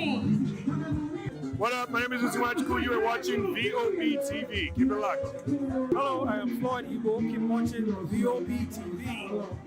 Hi everyone, I hope you're doing good. Keep watching VOP TV and just have an amazing day. Thank you. Hi guys, it's your boy Praise. Keep watching VOP TV. Turn on some people's voice, where we amplify the voice of those that matters the most. Join the conversation. Share your thoughts with me. I am Savior Udo. Weekdays, Monday through Friday, from 4 p.m. to 5. Don't forget, our voice matters the most. Let us come together and share our concerns. Hey guys, it's your girl Arika the Dimples, aka Risky Baby, and you are watching VOP TV. Do not go anywhere. Where are you going to? Stay here.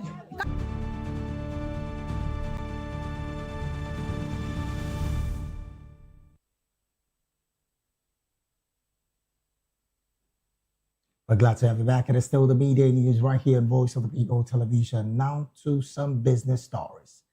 The Naira strengthened marginally against the dollar in both the official and parallel foreign exchange market on Wednesday, May the 13th, 2026, amid improved liquidity and continued Central Bank of Nigeria interventions. Data from the Nigerian foreign exchange market show the Naira traded at around 1,373 Naira to a dollar in the official market, up from 1,375 Naira in the previous session. In the parallel market, it is changed between 1,395 and 1,405 Naira per dollar in Lagos and other major hubs, a slight gain from earlier in the week. Market analysts attributed the movement to increased dollar supply, reduced speculative demand, and sustained CBN intervention aimed at narrowing the gap between the official and unofficial rates. The spread between the two markets narrowed to about 20 to 30 Naira per dollar, signaling greater stability. Turnover at the NFEM window also improved as participation rose from authorized dealers and traders facing demand from importers, school fees payments, and business and travel obligations. Still talking business, 4 Nigerian banks published details of 321,181 dormant accounts following a directive by the Central Bank of Nigeria. The published accounts belong to individuals, companies, cooperatives, churches, clubs, communities, associations, and small businesses that have remained inactive for more than 10 years. Access Bank PLC, Union Bank of Nigeria, Stanbic IBTC Bank, and Fidelity Bank PLC were listed among the banks that published the details. Economic analysis said the CBN directive raised concerns around customer communication, account reactivation procedures, business failures, and privacy.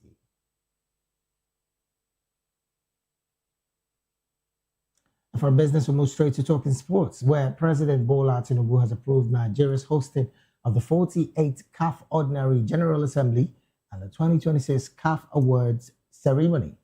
The approval was confirmed in a statement by the Nigerian Football Federation Director of Communications, Ademola Olajire.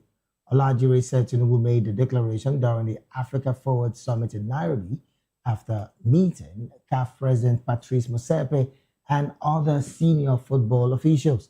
According to him, Nigeria's selection reflects growing confidence in the country's ability to host major continental sporting events. He added that discussions also focus on football development, infrastructure, and stronger partnership across African football. Those present include Foreign Affairs Minister Bianca Odumegwu Ojukwu, NFF President Ibrahim Gusau, and former NFF President Amaju Pinnick. Also in attendance was CAF Acting Secretary General Samson Adamu, who joined discussions on preparations for future continental programs.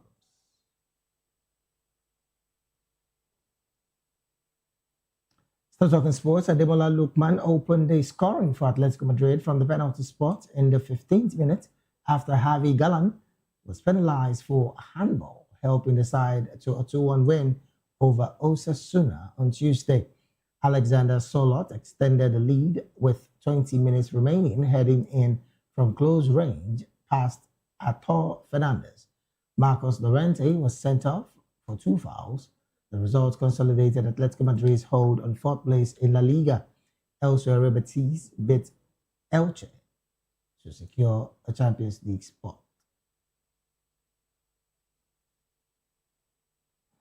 And from that sports story, we'll go straight to talking entertainment. Tributes have begun pouring in following the death of Nollywood actor Alex Ekubo, who died of liver cancer in a Lagos hospital.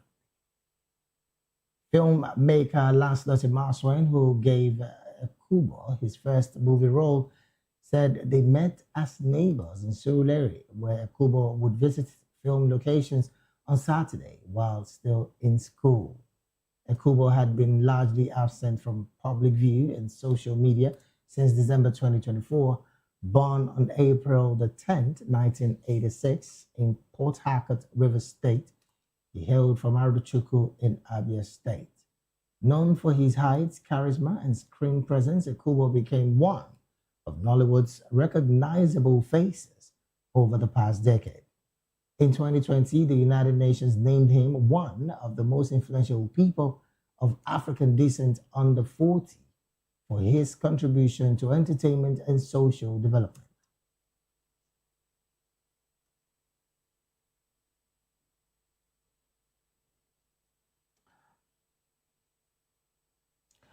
Well, joining us now to shed more light on the life and times of Ekubo, Alex, is Queen Blessing Ebigbeson.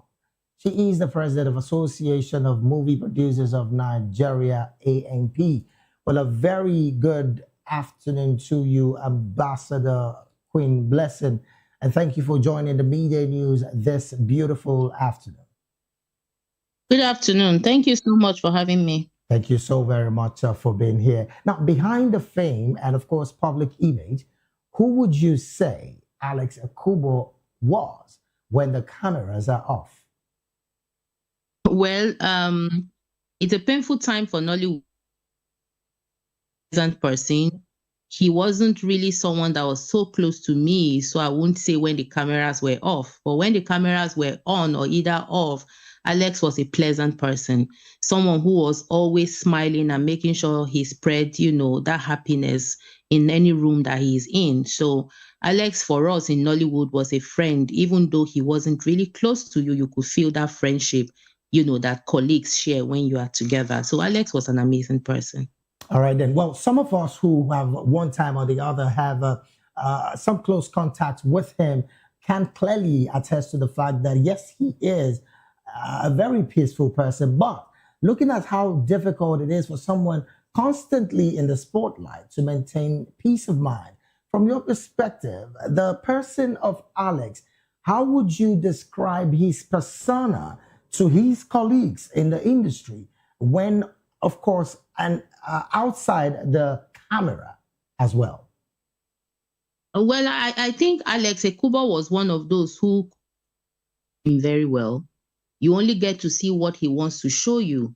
That goes to even the cancer that took his life now. A lot of people didn't even know he was going through that ordeal. That's because he was that person who was able to maintain what he shows to people. So yeah, I mean, for me, I feel like Alex handled his fame very well. He didn't let it get in the way. He was still a real human being in the sense of things.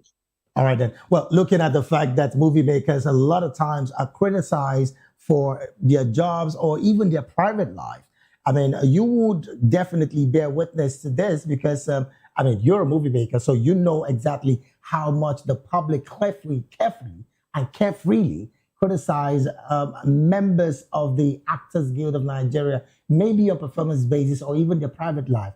But from your perspective, how do you think the person of Alex handled such criticism emotionally? And of course, even at the time at which he was going through the period of cancer? Well, I think the only time I ever saw Alex being dragged was when he had an issue with his relationship, an engagement that was called off maybe few months before the marriage, and I think a lot of people just went about it as if it was their business, and that's what people do to people like us that are in limelight. They believe that they own our life and they can just pry into our business no matter what. And they believe that we should be perfect at all times. And it's really not like that. We also have our issues. And sometimes when we are dragged online, it affects us because we have blood running in our veins. And so I feel like from that time on, he kind of just, in terms of posting and all of that. One could say maybe he was already going through the phase of cancer and kind of just not sure what was going on. You know what it is for, being diagnosed of cancer and probably you don't even know, how it happened and all. You are just there and just, everything is just so blurry and all of that. So I feel like that probably happened at the same time he was diagnosed, or maybe I don't know. But I think it affected him so much because after that time, we didn't really enjoy who Alex Ekubo was again, and now we're hearing that he's passed, and this is it. So for me, I feel like the public should just cut us some slack. Sometimes they should let us handle our issues. We're human beings like them. Oh, well, that again was going to be about my next questions because again, I see quite a number of the movie industry makers and of course filmmakers carefully being dragged online, even for their private life. And again, I was going to ask you, as a movie maker, what would you say to the public at a time like this where a lot of Nigerians are mourning the life of these amazing young individuals? What would you say to Nigerians, particularly on the path of being emotionally intelligent as regards movie makers whenever they air? Because, I mean, they don't spare these people. What would you say to Nigerians at a time like this? I think as a filmmaker and also as the national president of the Association of Movie Producers of Nigeria and the chairman of the Federation of Registered Nollywood Guilds and Association, I speak for everybody when I say that, the public should just let us be. Well, like I said, we're human beings like them. That we have put ourselves public doesn't give them the automatic permission to pry into our lives. Yes, when we bring things to public, we cannot, control how they perceive or how they decide to attack whatever issues it is. But when we don't bring things to public, they should let it be the way it is. For instance, Alex has passed. You need to go to some post and see comments. Some people are even giving you find that people are just looking for how to post the most mean comments to get clicks or likes or whatever. I don't even know if I should fault the bloggers or if I should fault our fans. I don't even know if I should call some of these people fans because they're heartless. I mean, I think it is time when things like this happen, fans should just know that at this point, the curtain is drawn. You allow the family of the deceased mourn their child in peace because they are also on social media. They're seeing the things people are writing. And I mean, there's no empathy. We have to, see how being emotional can also come back into our life. That you have your issues doesn't mean that the next person is the real reason why you are in that space or place. So I think that for me, if we all have empathy, things like this, we will not be complaining about them. There won't be any reason for this question if we had empathy in the first place. So I think we should just try to be real human beings first. That would really go a long way to help us, especially people like us that are in the public eyes. Now, again, there's the call for thorough scrutiny and thorough monitoring of social media platforms. Do you share that sentiment as well? And I'm talking on the part of governments carefully scrutinizing and monitoring social media platforms, maybe from the top source, as against these kind of bashing and bantering of individuals who at the time of mourning or even going through their own period, Nigerians or some people do not even give one hoot and consistently drag them on social media. So do you also share that sentiment that there should be thorough scrutiny and monitoring? I think to a large extent, the government should actually regulate the social media in terms of when anybody posts anything that it kind of defames anybody, they have to pay for it. They have to face the law. We are not saying they shouldn't allow people live freely, but I mean, if you want to have your own time to post whatever it is, and you don't care who you are destroying or anything like that, and then when the law comes after you, you face whatever consequences it is. So I think that the law on social media usage should be strong enough so that when anything defamatory, comes to play, and people have to pay for it. And I think that when people get sanctioned, a lot of other people will learn not to do that, because sometimes people fabricate stories, even when they know that these are fabricated stories. They post it with their full chest as if they were there when it happened. Just to get clickbait. I feel like if the social media space is regulated by government in the regards of making sure people pay for their sins, then we'll have a more sanitized social media, because the Nigerian social media space is very porous, and a lot of jobless people are on there. When they buy the 100 naira data, they are just there spilling rubbish, and they don't care who is getting hurt. All right, then. Well, still talking about the industry at which you are in, how hard is it to separate public perception from personal reality in a career like the same career that you found yourself? Help Nigerians understand this clearly. Okay, so for instance, because we're public people, everybody automatically believes that we have at home, we have Ghana must goes of money at home. And no, maybe because they see us snap pictures all the time and post it out there. But they don't know that what we do when we snap pictures or when we go to parties and post it is marketing. When you constantly put yourself out there, you get more jobs, you get more producers to notice you, you get more brands to notice you. So sometimes people go as far as renting these costumes to use. It's not as if they have money. It's not as if the money is just stashed somewhere. And so you find that sometimes when people, even family members, ask you for money and you tell them you don't have, it's as if you're being wicked. You don't want to give them. But they need to understand that your life is so difficult as it is. I can open my phone and show you the account numbers on my phone. You will actually think I'm related to the president of this country, because people just send me messages and ask me for money without even asking me, Queen, how are you? Are you okay? Have you eaten today? They don't care, because they see my pictures. They believe that I'm very rich. I am rich in Jesus' name. But I mean, it is crazy how entitled some family members and some fans are when it comes to people that are celebrities, especially people in the kind of business I'm in. And I'm feeling like they should just please take it easy on us. It is not easy for us. Our life is so difficult as it is. Adding people's life, especially when they're entitled and they feel that we owe them, it's ridiculous. Okay, well, again, this also brings me to a question that I've been longing to ask, because a lot of people do not even have an idea what it looks like in the industry. What does survival in Nollywood really cost emotionally and mentally? Because you guys are the ones at the industry. You know what you just made an experience of how many account numbers are strolling into your phone. But what truly does survival in Nollywood cost emotionally and, of course, mentally at a time like this, where a lot of Nigerians are also grappling with survival and they think you are a superstar who has all the money? So I think surviving in Nollywood, I have been here for over 27 years, and I'll use myself as an example how I've survived. First of all, is to make sure that I show my fans what I want them to see. They don't control my life. I control my own life. That I'm in the limelight does not mean they have permission to tell me what to wear, where to go, how to talk, or whatever. This is Queen Blessing. You either like me or leave it. If you don't like the way I live my life, unfollow me. There is a button. So I wouldn't allow some bunch of people I have never met before, because we have the world is now a global village, and you come under my comment and spill rubbish. Immediately you do that, I block you instantly.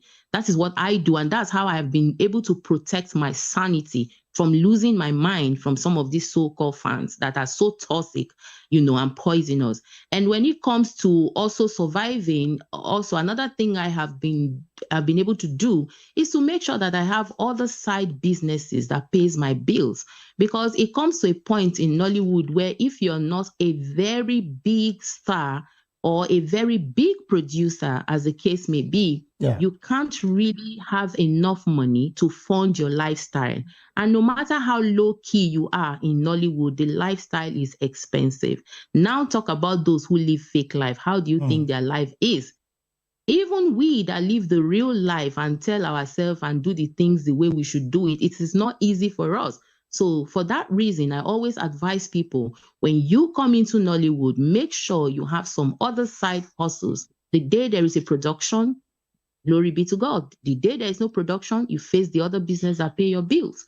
So I think for that, you will not even be going through the emotional stress, because sometimes emotional stress come when you are either dealing with a spouse, a partner, or financing. Right. So those are the three things that make your emotions run wild, that I know of. So when your finances are kind of under control, then you are better in a good position to control your emotions. So that's my advice for anybody coming in or anybody in Nollywood. Look for something else to do. Let's do something else as well as the business at the same time. All right, then. Let's still talking about the lives and times of Ekubo Alex.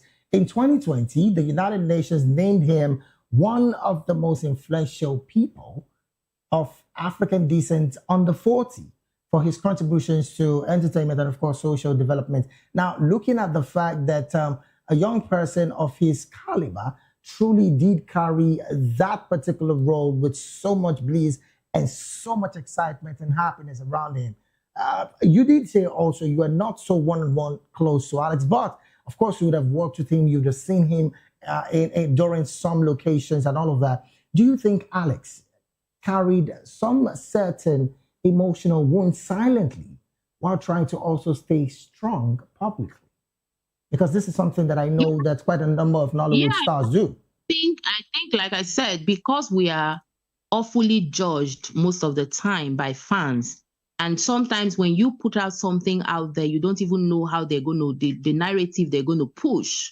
So sometimes you can silently be going through a lot and you are not able to even say it to people close to you because you don't want it to leak.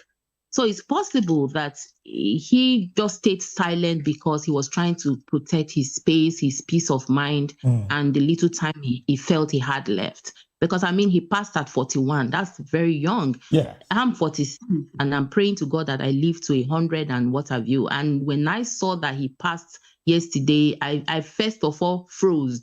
Like, how? How did this even happen? And, cancer is something that don't even tell you it's coming. And with the way our food are being polluted these days, cancer, everything you're eating, if you're not careful, you're actually consuming something that's going to turn toxic in your system. So I just looked at it and I'm like, wow. So this guy was actually going through a lot, even though he still kind of appeared on a lot of red carpets smiling. That is what fans do to you. If you're not the type that control what you feed your fans, then they will control how you look. They want you to be happy even when you are sad. They want you to not cry even when you feel like crying. Oh, wow. And so I always tell people, don't let them do that to you. You're a human being. You have blood flowing in your vein. If you feel like shouting, shout. If you feel like crying, cry. If you need help, call out for help. You are a human being. Forget about what they're going to say. Whether you call out for help, they're going to judge you. If you don't call out for help, they're still going to judge you. So why don't you do you and leave the rest for God?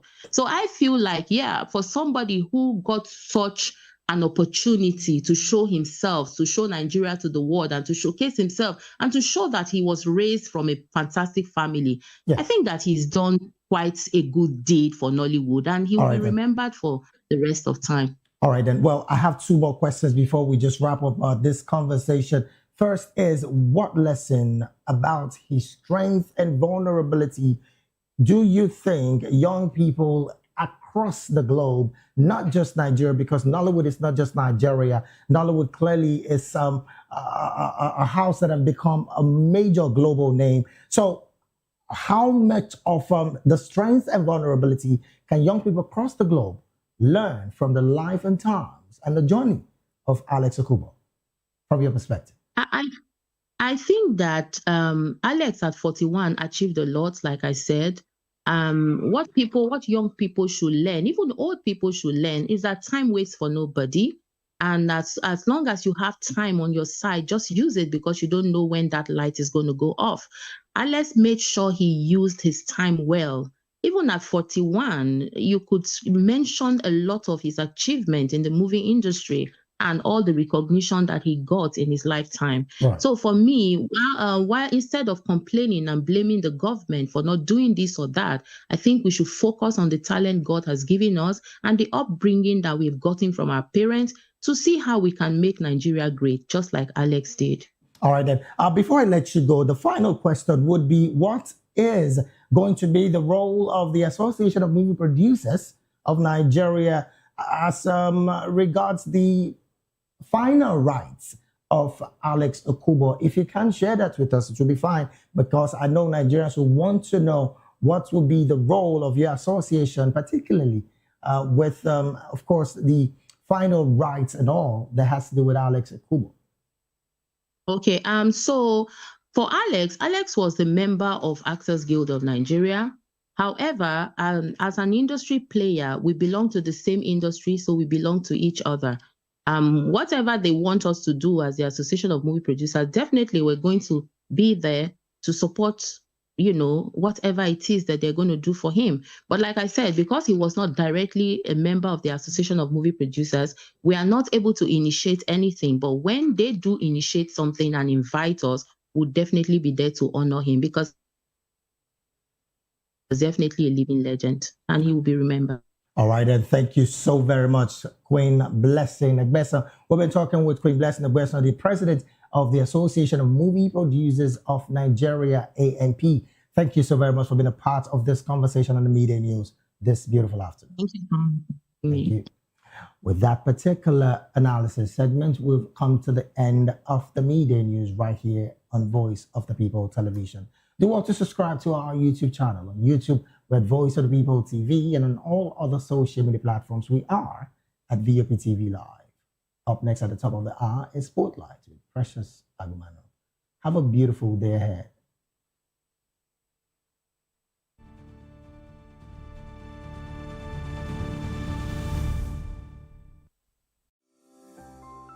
VOP TV.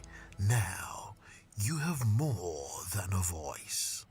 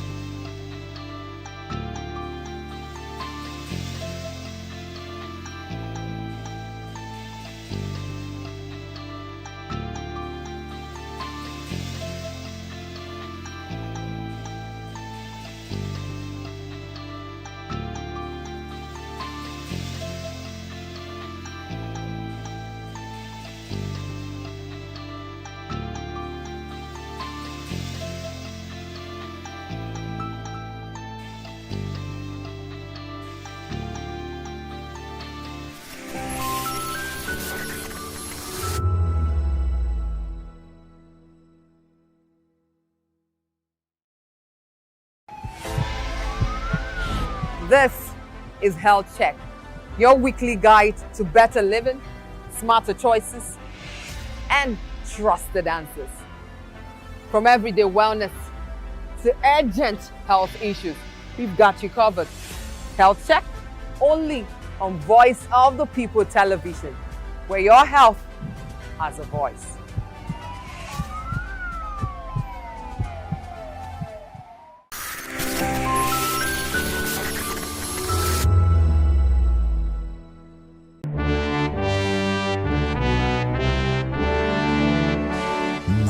Nigeria, with its complex political atmosphere, divergent views, and discordant views, better still, coming with bass bows. Only one question matters: who really has the best candidate? Something is here. 5 political camps, 1 stage, no filters. Join us in this clash as supporters of Bola Ahmed Tinubu, Peter Obi, Atiku Abubakar, Omoyele Sowore, and Adewale Adebayo go head to head in no holds barred town hall debate. No script, just raw, unfiltered conversation. This is more than politics. This is where opinions clash, facts are tested, and the truth fights to be heard. Happening live on May 22nd by 11 a.m. at Golden Tulip Terrace Hall, Ihoka Tower, 36 International Airport Road, Lagos. Don't miss it. Watch live on YouTube at VOPTV. Set your reminder, subscribe, join the conversation. My candidate is the best, or is it?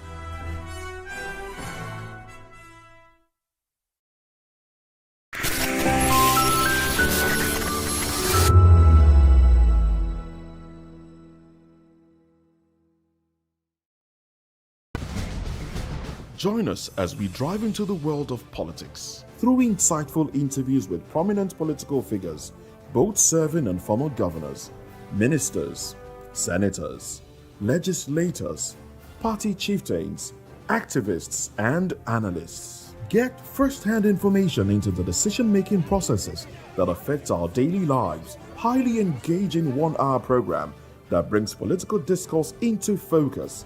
I am Chukwuma Okoro. Political Lens, Monday through Friday, 6 to 7 p.m. Join us. To know the happenings in the maritime sector, join us on the program Maritime Frontiers on VOP TV as we discuss key areas in the maritime sector from aquaculture, maritime transportation, maritime labor regulation, oil and gas exploration, ferry and passenger insurance, marine pollution and prevention, port operations, and lots more. Maritime Frontiers, exploring Nigeria's blue economy. In a world where power shifts with every headline, In a nation full of questions, In a world filled with noise, the truth needs a voice. The policies that shapes our world and the economy that determines our future. Every hour, every day, the grapevine keeps buzzing. And together, we are committed to telling the stories that shape our world because your voice is our focus. Don't forget, our voice matters the most. Let us come together and share our concerns.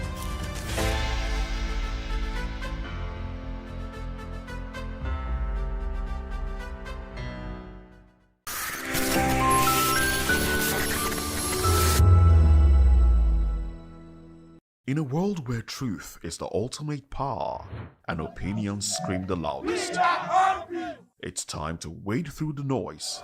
Hunger no get tribe. Hunger no get religion. And scan the human interest and trending topics that matter. Stay tuned to The Issues, your plug to the stories making the buzz, from politics to science and technology, social justice, and more.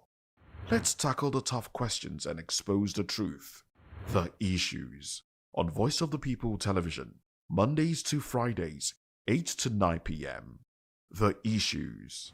Don't just react, understand. We encourage you to click on the like button and subscribe to our YouTube channel. We are Voice of the People TV. Also follow us on all our social media platforms. We are at VOPTV Live. Visit our website www.vop.ng for fresh and trending news. Also watch us live on SLTV channel 264, VOP TV, Voice of the People Television.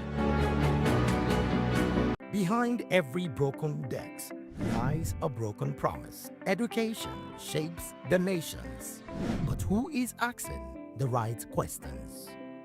Introducing Edu Dialogue, the show that goes beyond the surface, exposes the cracks, the corruption, and the silence in Nigeria's education system. Edu Dialogue, Saturdays, 3 p.m., only on VOP TV. We break the biggest stories, from missing funds to policy failures. We ask the tough questions and demand real answers. Edu Dialogue, this Saturday, 3 p.m.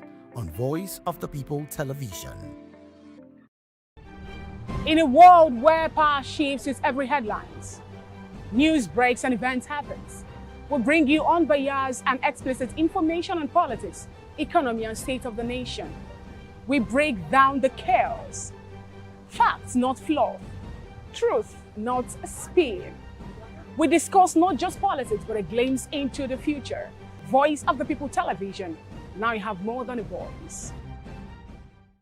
This is African News on Voice of the People Television, where we don't just bring you the news, we bring you Africa's heartbeats, the policies that shapes our world, and the economy that determines our future. African News on Voice of the People Television. Stay with us.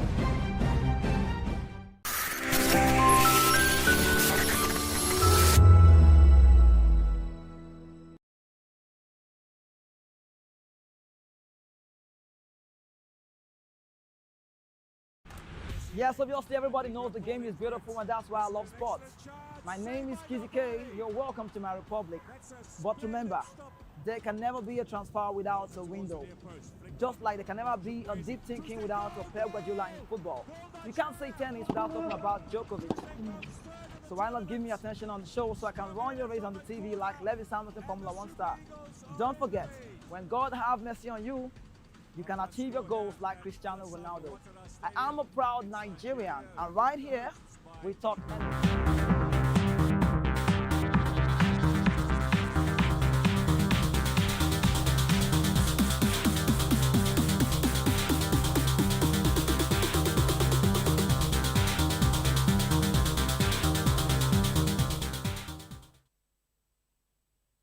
Hello, everyone, and welcome to Spotlight on VOP TV, the place where stories come alive and voices matter. This is the show where we shine the light on creativity, style, culture, music, and purpose-driven people. And people we're talking about are people who are shaping the world around us. And yes, it's another beautiful, beautiful day, to be inspired and stay grounded.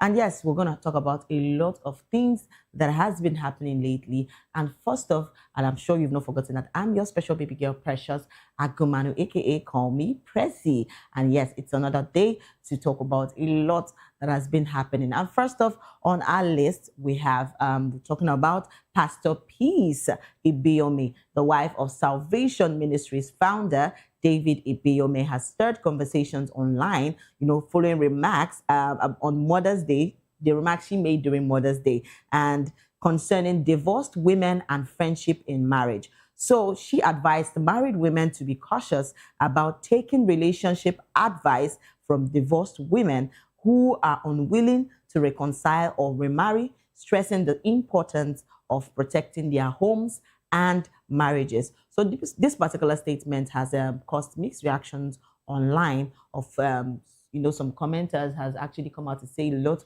of things concerning her statement, and this actually brought me to talk about divorced people that are actually divorced. Is there a stigma to that? Because seriously, it's now like people that are divorced don't really need to walk freely anymore. No, seriously, because for her to make such comments, maybe in a way I understand where she's coming from, but talking about divorced women, and making friendship with them, there's nothing wrong with them. Those people a lot of them have come out of abusive relationship. So you can't tell me that, you don't need to make you don't need to be friends with someone that has been in an abusive relationship because the person doesn't need to we advise you wrongly and stuff like that. I'm serious. I don't see that as very important. Seriously, because those people are not less of themselves. You don't need to make them less of themselves. Actually, these people are human beings, and they breathe, they talk. You don't make them look down on themselves. So even the person don't come up for marriage, we don't do marriage, they beat them, they do most likely abusive relationship. So you tell me that you need to wait for, you can't make friends with that kind of person that that person needs to go and reconcile. Reconcile with who first? Hey, God. Reconcile? Seriously? Sometimes I feel, maybe from my own perspective, I feel people need to balance this whole thing. Yes, they need to balance this whole thing. Basically I understand where she's coming from, that people like that, they always advise you wrongly. Maybe because of their experience. But what do they say about experience? Experience is a what? It's the best teacher. Yes, now person who don't experience that kind of thing, I go know if something like that is about to happen. So me, that actually particular statement doesn't really sit down well with me. I don't know for others, but me personally, I don't think it goes down well with me. But yeah, we're going to go over to our comment section and see what our comment section people have for us. Definitely, so a lot of people are really against, what she has said, while some people are still, still finding it somehow, good that she actually said it. Because trust me, some really divorced people really do a lot of things these days because they can't find love and feel like, oh, they are not going to be loved. And, they try to go after other men's husband, go after other women's husband, do things. It's basically because of, particularly for an individual that has been divorced. But it's not all. You can't use one, how will I say it? You can't use one egg to say, oh, because this person is like this, the other people that are divorced are just like that. Well, it's a personal thing. I just feel that that really didn't go down well with me. But let's go back to the comment section and see what they have for us. And yes, Ada Real said, not every divorce is caused by bad behavior. Thank you for that. Some women left to save their lives. Exactly.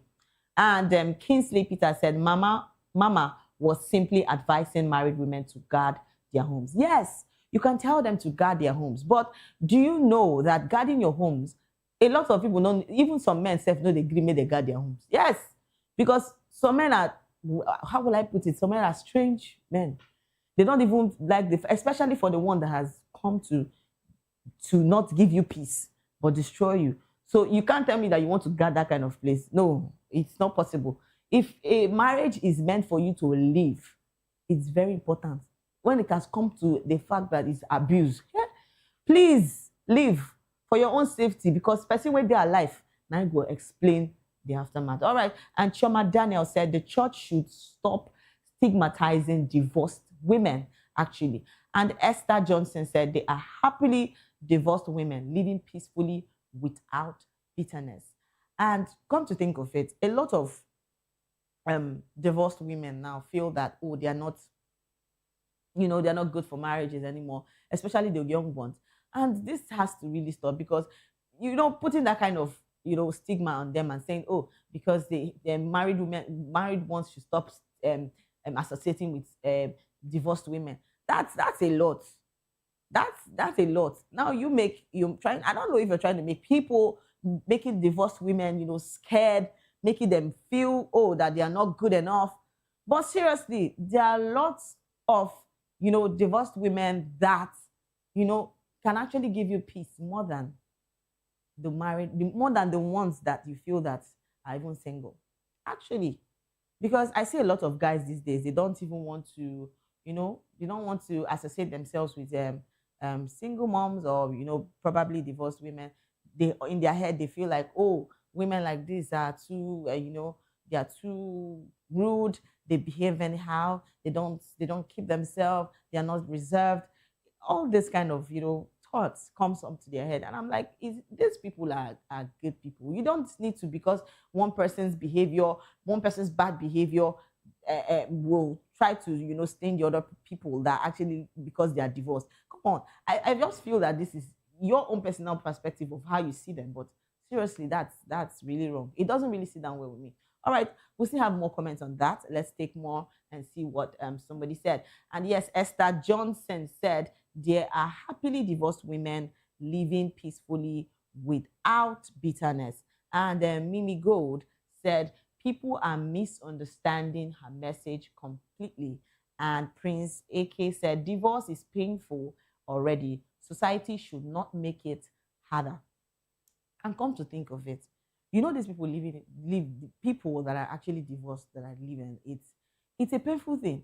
That particular thing is more painful than how we even see it, because a lot of people feel that, oh, you can just go into a marriage and you can come out and after all you just get a divorce, everybody separate, and it's harder. Like, it's the individual, it's harder for people that really divorce, seriously, because you can't think of you are never loved. depression, goes a lot of ways. Seriously. So I just feel that people should be more kind. Seriously, if you are talking about keeping your marriage, it's only God that can help you keep your marriage. Definitely bad advice. Because basically, some advice doesn't really come from divorced women. You saying, oh, because divorced women, you have to stay away from them because some of them that give bad advice. Even the ones that are married still give you bad advice. Seriously, they give you wrong advice. Friends give you wrong advice that you cannot, that because maybe they feel that they are intimidated about your own marriage or, relationship. And they feel that, they're coming, say a lot of things. So I just feel that this is a personal thing. Like basically, in that aspect, or when you talk about divorced people or divorced women, basically, it's not just that way. This is a personal behavior. Seriously, there are lots of single mothers that have bad character. There are lots of married women that also have bad character. Bad character past the ones who don't divorce. So it's not about how you say, oh, please, you need to stay away from them because they take people's. Come on. I think basically all these things are personal, experience on those bad characters or bad behaviors of some women. So you don't need to, generalize it that, some women that are divorced. Come on. Well, I just feel that's why I always say this. Always say, please, anytime when you want to talk about divorce, make you just be sure, because all these things that causes divorce is basically not being careful about marriage. Yes, a lot of people will go into marriage with a blind eyes, and it keeps lingering. It keeps going on. A lot of people, a lot of women, a lot of men, I don't even want to say basically women, but men too, because of what they see with their eyes. They don't talk about the character. They don't talk about emotions. They don't talk about necessary things. That's the way they enter marriage. You need to shine your eyes. Relationship or marriage, not be something where you go just say, oh, you won't go inside, come outside. Even coming out of that marriage is more painful than you that has been staying basically and seeing all the shaggy bands. That is more painful. It's more painful. A lot of people, feel that I have overheard a lot of persons have, met me and say, oh, Prezi, I see, I don't want to talk about all these things again. I just want to get married. That is what is on my mind. We know you want to get married. We know that you want to get married because you're 40, because you're 50, because you're this, because you're that. But trust me, they said a broken relationship is better than a broken marriage. You go enter a relationship where you know if you come out. That's hell. That's that one. The hell where that one self is, it's more. It's more. It's hell than even coming out. Coming out, if there's any word like hell herself, you go even seriously. Because people that I see that come out and say, oh, marriage this, marriage that. But I don't want to, shift your mind away from that. Trust me, they are beautiful couples. They are lovely relationships. They are God-fearing marriages that have been blessed, that people you could look up to. Definitely. And you when they hear advice, you get some advice where you go to hear, you self know, say it no good. Seriously, but you go say, oh, maybe you sit down and they listen to all those kind of advice. See, I just feel that you self when they not married. Suppose open your eyes. Don't be all advice. Now you go to hear. You see a woman will tell you, oh, because your husband did this. And maybe your husband know they do this kind of thing. You can't feel, anger. Or because of another person's experience.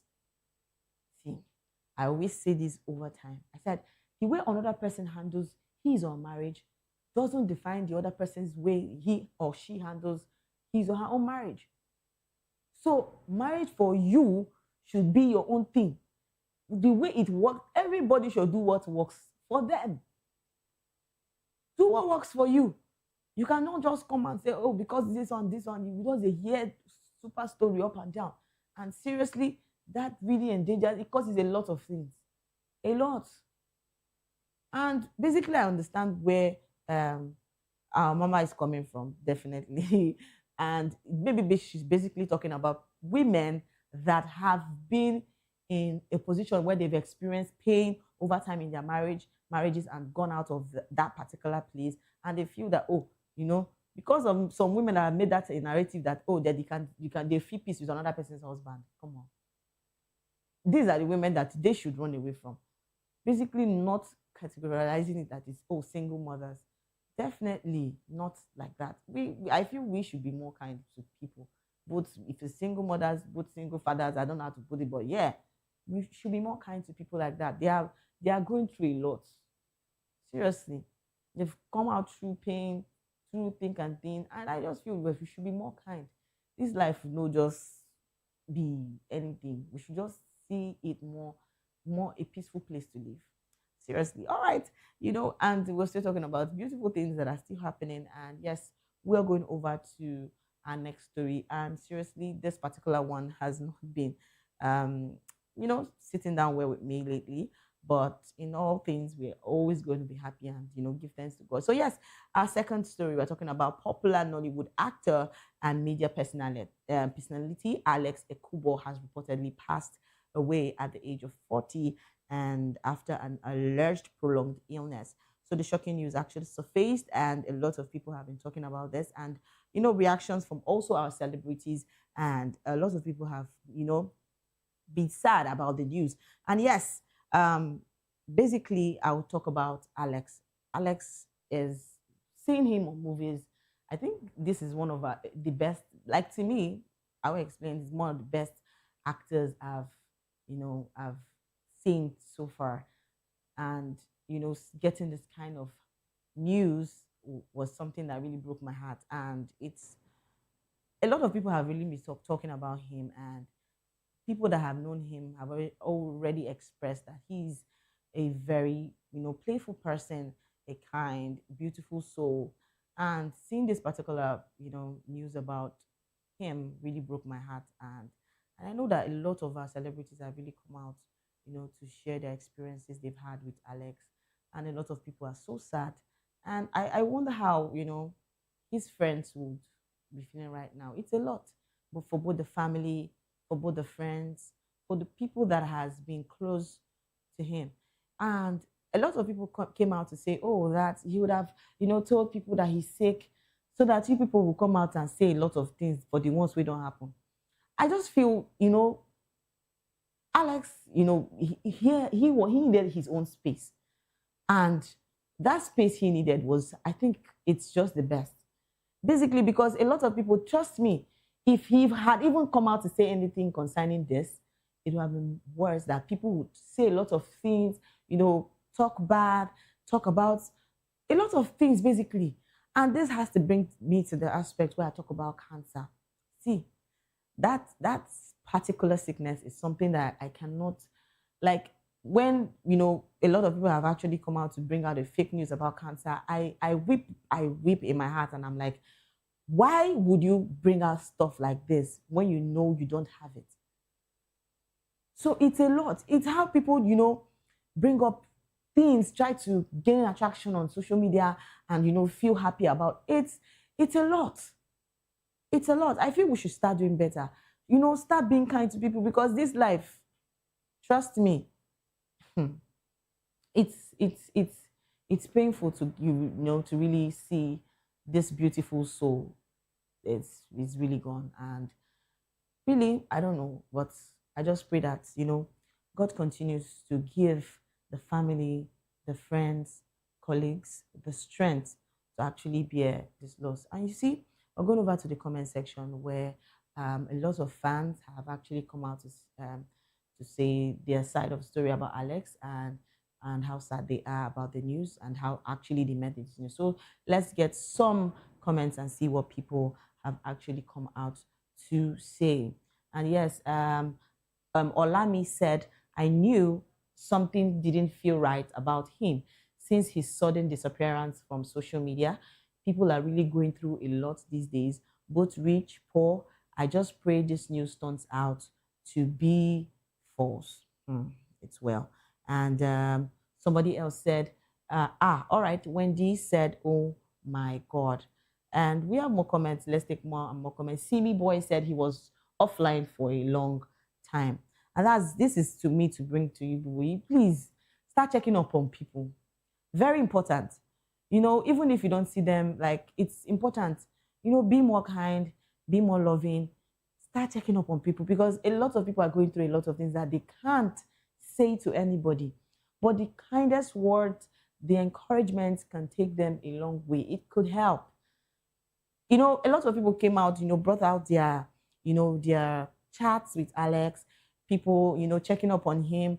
And I just feel that basically that part, even if, you know, nothing happened, but that particular aspect of them checking up on him was really thoughtful. Let's take more comments. A lot of people are still, you know, still so surprised about the sudden news, and a lot of people are still commenting. And yes, somebody said, "No way, Ikuku."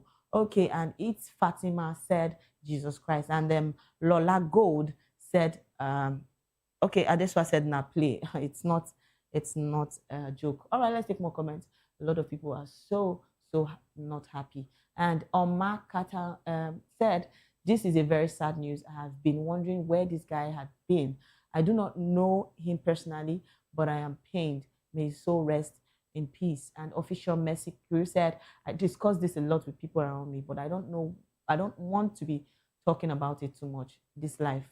All right, and Obas Solo said, "Oh my God." And Duke of Spades said, "Guy, this news is killing me. How could you do this? How, my brother? How? Alex, you who has always supported and helped me, my bro, is indeed devastating. This is indeed devastating." And seriously, a lot of people came out like, you know, beautiful stories, memorable stories about him. It's how people are really saying good things about him. And it's painful to see such, you know, such beautiful soul, you know, die or late. And it's painful, actually. It's really, really not a good story. I just keep praying, because you losing a loved one is painful. I don't know, a lot of people that have experienced this kind of thing can say, for me that have not been, that have, you know, had such experience, I know how painful it is. So right now, the family, the friends need so much prayers, and just that prayers. I just pray that God continues to, you know, uphold them in strength in this particular time.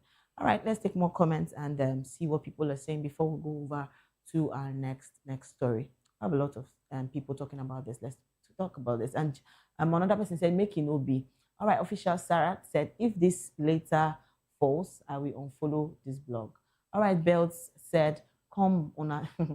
A lot of people still can't believe that truly he's gone. And yes, and Miss Yene said, "I am not even gonna lie. This one is so painful. Like how?" All right, and somebody said, "Stop, please." All right, this had better not be true. Another person said, "It's really, really painful."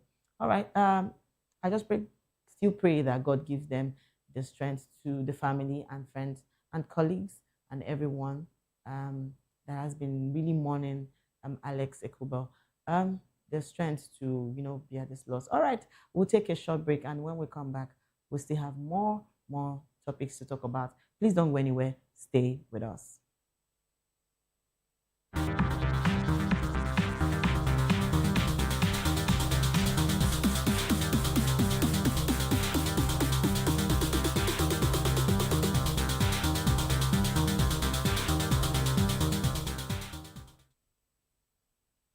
Good evening, Africa. My name is Bamakore, actor, model, producer, and I'm giving a big shout out to VOP TV, man. Keep watching. Don't change the dial. Thank you and God bless you. My name is AY, and of course, I represent the voice of the people, and that's why I'm on VOP. AY say so. Hi everyone, it's your girl Miriam Tima from the Real Housewives of Lagos and the Real Housewives Ultimate Girls Trip Africa. Shout out to VOP, the voice of the people. You already know. Stay tuned, keep watching. And don't forget, VOP is the best. All right, hello, all right, it's a brother shaking the man fine back with Melanie Poppy Black Skin Boy. This is VOP TV. If you're not watching VOP, I don't know why you're watching. Maybe you're watching your weights. Hello, beautiful people. This is Wale Ojo, and you're watching VOP, Voice of the People. Hi, guys. You already know who it is. This is New Energy. Flyers boy ever live it. Keep watching VOP TV. Thank you. Hi, people. Jenny Albano here. Guys, please keep watching Voice of the People. Welcome to the locker room, the home of football talk that matters. I am Jerry Arpillon. Join us every weekday, Monday to Friday at 5 p.m. Nigerian time as we share the hot takes and hot debates in the exciting world of football. And joining me are the usual suspects, Ikechukwu and Mayowa, as we break down all the hot takes and everything that's happening in the football. Don't just watch football, live it with us.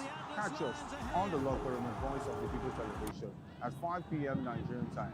And like I always say, if not continue to talk, please discuss. Hello, my name is Inejo. Keep watching VOP TV. What up? My name is Usimachiku. You are watching VOP TV. Keep it locked.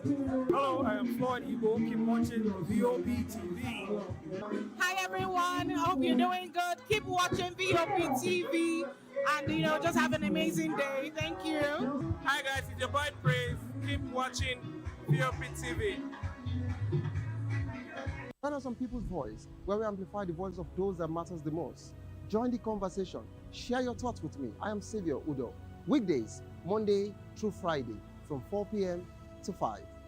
Don't forget, our voice matters the most. Let us come together and share our concerns. Hey guys, it's your girl Arika the Dimples, aka Risky Baby, and you are watching VOP TV. Do not go anywhere. Where are you going to? Stay here. Calm down. Stay here. If you're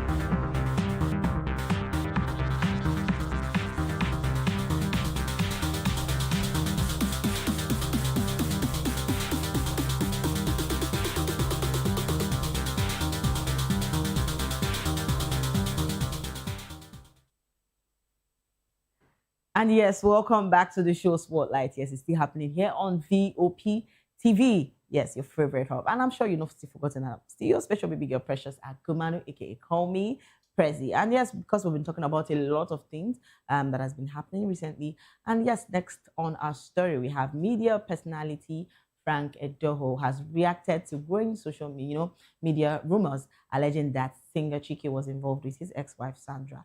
So the speculation, gained traction after Frank made cryptic posts about relationship and commitment and on leading online users to comment to Chike. Although, a lot of claims have been going on, but Frank had indirectly confirmed the allegations. So yes, let's see what this Frank Edoho posted. So yes, he said life unfolds in different seasons and sometimes moving forward quietly is the most dignified path one can take. I am well focused, at peace, and deeply grateful for the love, respect, and support so many of you continue to show me. Thank you kindly. All right, you see, a lot of people, and he actually responded, concerning the claims and avoided directly, addressing the allegations, saying he had nothing to say about that matter while shifting, all the attentions, out of it. So it's like a lot of people came out and said a lot of things that have been going on between Chike and Frank Edoho's wife. And it's, I still talk about, when una know they show off a particular thing about relationship or people, when it comes to husband and wife matter, make una just stay una day. Even Frank don't talk, say, any problem we go make him, get issue with person, his goal game is keep you quiet. He's always a silent person. They two talk too much. So he has a reason why they've said he and his wife are separated. And fine, make everybody rest. Dragging here from here to there and people without claims or, true or be truthful about the whole thing is weird. So I just feel people should, be more kind to the man right now. And talking about his wife, addressing and Chike's whole story, it's a lot. So make una allow everybody make them rest. When it comes to a husband and a wife's matter, I beg. We can put una mind out of it because what is this? What do they do? Seriously, it's a lot. And him has actually said a lot of things, but he doesn't want to really basically, point out this or this. And I just feel that people should stop, saying things that they are not sure of. All right.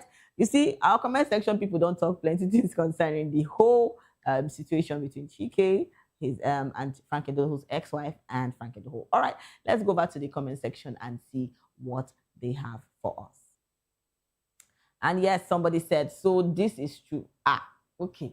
She was Frank's second wife. This is hard luck. Okay. And yes, I am Priscilla said, why is everyone saying Chike isn't Isn't she supposed to be faithful to her man? Abichike forced her sometimes. You guys should speak about the ladies' atrocities, not the men.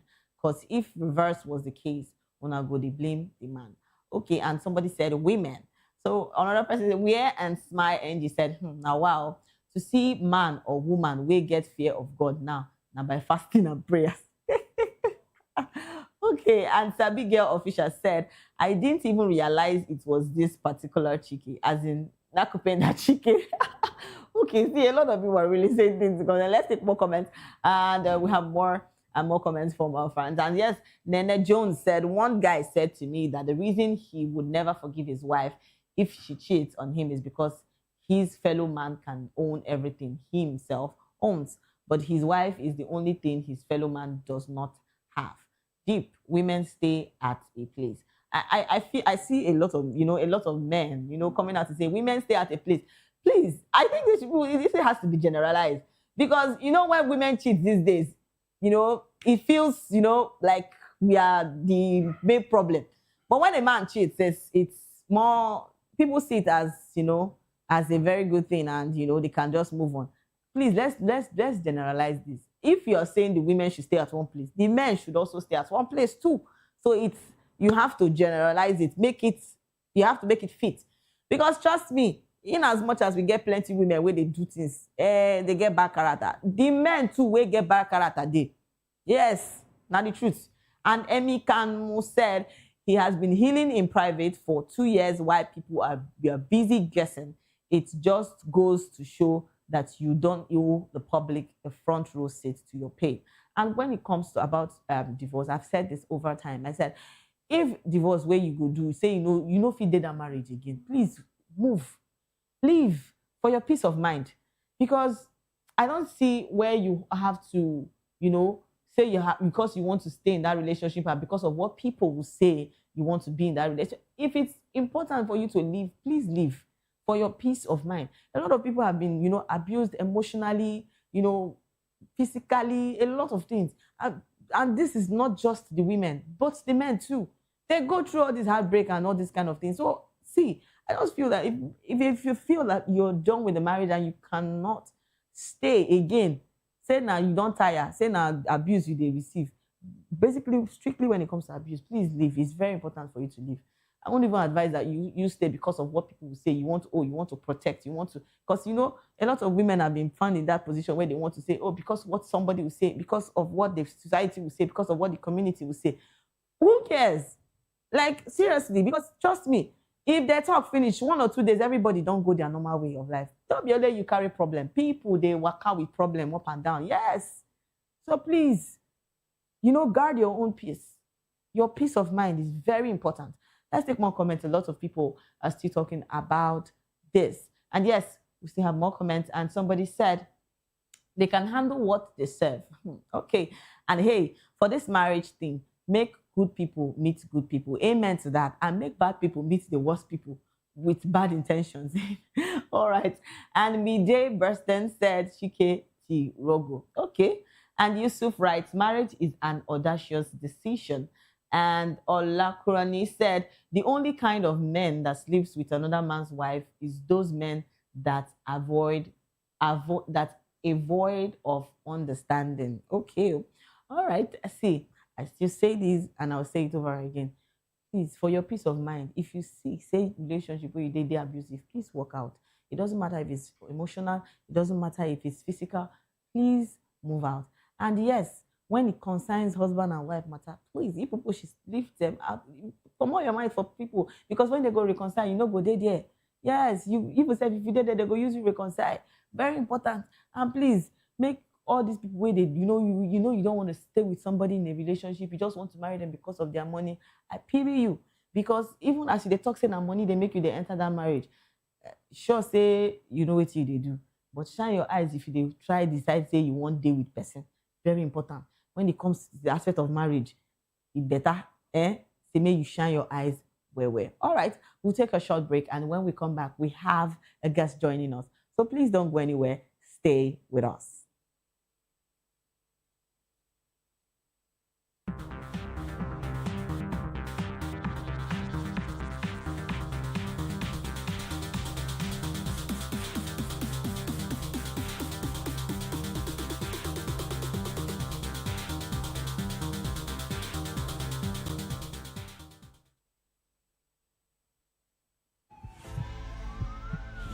This is Health Check, your weekly guide to better living, smarter choices, and trusted answers. From everyday wellness to urgent health issues, we've got you covered. Health Check, only on Voice of the People television, where your health has a voice.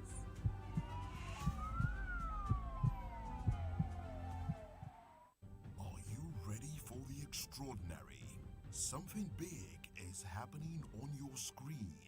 Introducing VOP TV, now streaming on SLTV channel 264. From breaking news to captivating conversations, news analysis, giving you all sides to the story. We break in-depth discussions on the issues that matter, from politics to sports, entertainment, and lifestyle. VOP TV on SLTV channel 264. Join us as we redefine what television means to you. Voice of the People Television, VOP TV. Now you have more than a voice.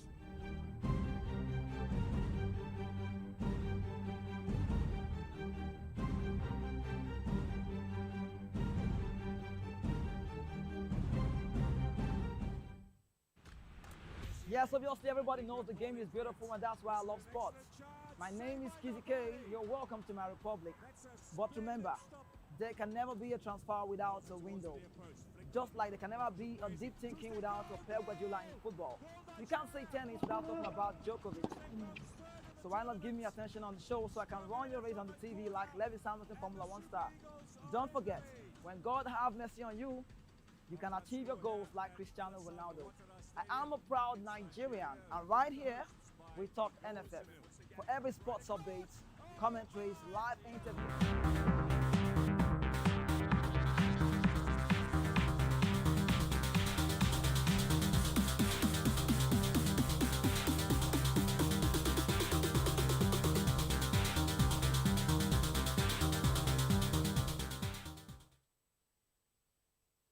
And yes, welcome back to the show Spotlight. Yes, it's happening here on VOP TV, your favorite hub. And I'm sure you've not forgotten I'm my special girl, Precious Akumaru, aka Call Me Prezi. And guess what? We have a guest joining us today. So yes, joining me on the show today is a visionary entrepreneur, entertainment executive, and now a rising music artist. So he is the CEO of the Crown Empire Entertainment with a strong background in both visualizing in both industries and now stepping into the spotlight as German.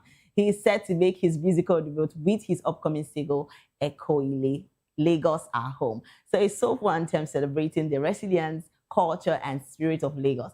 Please help me welcome German to the show. Thank you. Thank you for having me. See, here. there's this thing I said, steeze and composure. So tell me, German, how are you feeling today? I'm feeling all right. So tell me how they, we have been seeing, witnessing a lot of little rain, sun, and everything. How's it been for you? It's been good generally. I thank God for life. Okay. And I'm happy to be here. Oh, that's lovely. So, German, tell me. See, we're going to play a game before we go into our normal thing. So we're going to play a game, and it will be a tongue twisting game. Okay. So let me see how good you are at it. All right. All right, let's I'm go. ready. So yes, we're going into our spotlight game, and we have German Jams Joyful Jazz in June. So that's it. Okay. So German, you tell me, this is the rule of the game. Okay. You have to mention this like 3 times, slowly. Okay. Then the 3 times, after the 3 times, you have to mention it 3 times fast. Fast, okay. So yes, so this is German Jams Joyful Jazz in June. 3 times slowly, and then the 3rd time, go fast. Let's go. German Jams Joyful Jazz in June. 1. German Jams Joyful Jazz in June. 2. German Jams Joyful Jazz in June. All right, so this is the first time you have to go fast. Let's go. Okay, German Jams Joyful Jazz in June. Yes. German Jams Joyful Jazz in June. Yeah. German Jams Joyful Jazz in June. Oh my God. Well, you tried. Yeah, I think I did. I tried. All right. So how did you even come about the name German? Because trust me, when I heard the name, I said, no, this name looks like all this. So how did you come about your name? Tell me. Yeah, the name, I came about the name from my surname. Yeah, my name is Oriyomi Jawolusi. So basically, they call us Ja, my family. Yeah. So once you are part of the family, you're a member of the family, Yeah. they refer to you as Ja. For example, you're Precious, so they call you Precious Ja. Hey, this is serious. So I had to, just add the man. Yeah. And the name sounds like, have to be like kind of rap, not basically rapper. How would I put it? Like basically the kind of songs you do, it's like, kind of reggae song, right? kind of, well, I when I first heard the name, I was like, oh my God, this is gonna be a reggae person. But when I saw, really? Okay, that's cool. So tell me, how has your journey into music been for you? Well, it's been challenging, I must say the fact. Yeah. It's not been easy. Yeah. Especially when you have to do it all alone. Yeah. No support. You just have to, get yourself straight. Yeah. It's not been easy, especially in Lagos. I actually moved from Ibadan to Lagos. Wow. Yeah, many years ago. It's been about 10 years now. And then I recorded my first track in 2012. Yeah. That's in Ibadan. Wow. I didn't That's a long time. Yeah, that's a long time. I didn't like the track, so I didn't do anything about it to promote it or rather to release it. Yeah. I still have it in my record till today. Wow. So then one night, on a lonely night, I had to sit back and then reminisce about life. There was a time I was trying to build my brand. Yeah. That's the Crown Empire Entertainment. Yes. I had artists, staying with me under the same roof. I fend for them. Yeah. And then, I supplied basically everything they need if you want to go to show, feeding, accommodation, and everything. And then in the long run, now there are challenges in life now. Yeah, sometimes the ups and downs of life, you have to make you re-strategize. Yeah. So, there was a little challenge. Then I realized you're on your own. Wow. So you're into your music and you also do business.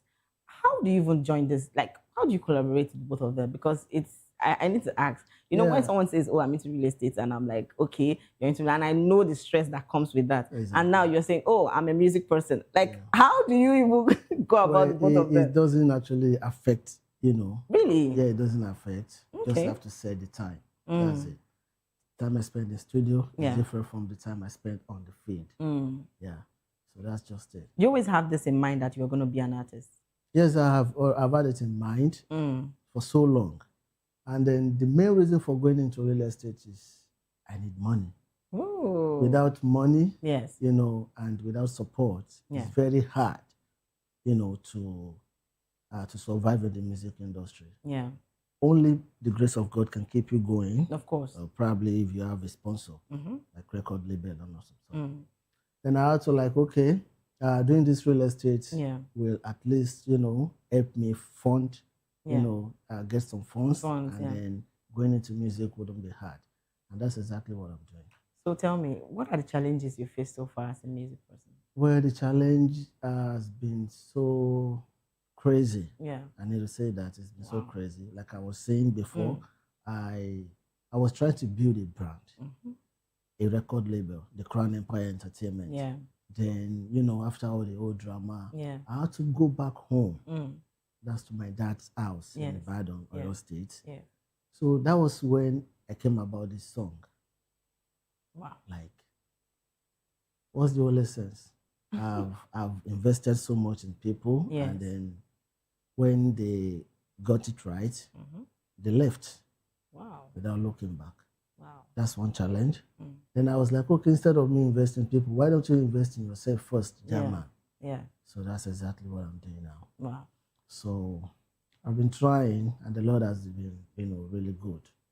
So in all the songs you've produced, which particular one would you say? Because I know you talked about this particular one that made you do this particular song. Yeah. So, but apart from that, which song would you say that if you're going to perform anywhere, that particular song will be the song that will be playing? I would say, apart from this, I have one other song. It's a rap song. Oh, okay. Yeah. and then it talks generally about Africa, Nigeria. So what song would you be doing for us now? I'll just do this about to be released song, Ekoile. Okay, let's hear it. If you All can. right. Tó bá dé wọ́n máa wá, tọ́lá bá tán wọ́n máa já. Èkó àkété o ìlú òye. Ọ̀tọ̀ọ̀tọ̀ ṣálá wá. Do your own, my brother. Ó ṣá ti mọ̀ wípé jẹ́jẹ́ lọmọ Èkó ń lọ. Èkó ilé tàwa o ìlú ọgbọ́n. Èkó ilé tàwa o ìlú ọlá. If you know wise for Lagos, you no go wise again. Torí Èkó gbàgbé rẹ̀ sẹ́, Èkó gbàgbé rẹ̀ rárá o. Èkó ilé ìlú ọgbọ́n. Èkó àkété o ìlú òye. Ìlú ọlá, ìlú ajé. Èkó oníbàjẹ́ o lórí àwa. Ooh. So you have to explain the song because Okay. a lot of people that are quite listening and would love to know what the song basically Well, the song is, it's all about Lagos, and then it's about the spirit of Lagos, the hustle and bustle of Lagos from the mainland to the island. You know, a lot of people say Lagos is a place of where a lot of talent and a lot of talent, lots of opportunities. Yes. And at the same time, if you are not serious in Lagos, if you don't focus on why you are in Lagos, you get lost. Yeah. And those are the people they call Baba Eko. At 70, you still be on the streets. So that's the song is just talking about the beauty, the opportunities, the wealth in Lagos, and also the betrayers. Yeah, because there's a saying in Yoruba language that Ara Eko Mbala Don Woshi, which means Lagos does not care about you. You know, if you are facing any challenges, the Lagosians are not ready for you. But once you have money, they'll come for you. And when the money finishes, before you know it, they're all gone. Yeah, so that's Lagos. That's why you have to be wise, smart, and focused. Interesting. So you see a lot of people watching. What would be your advice to young and upcoming artists? I would tell young and upcoming artists out there to keep it up and then focus on your goals. Yeah. So don't let anyone distract you. Invest in yourself first before you invest in other people. Yes. Wow, that's like they always say. Person will never sit down. No, they lap another person. So sit down where? Of course. Before you lap others. So tell me, are there any projects you're working on recently? Basically in the music. The music, yes. I'm working on the projects at the moment. So I'll make that a secret for now. Ooh, so but you have to tell us what you should expect. Yeah, you expect more of me, more of German, more of my brand. Yeah. And I assure you, I'm not going to disappoint you. Okay. Yeah, I've come a long way, to disappoint. Yeah. Okay, that's a cool one. But trust me, I'd love to ask this question basically before we call it. Okay. Your crew or your band, do you have basically your band or you're doing your thing your own way? Well, I would say I have a band. Yeah.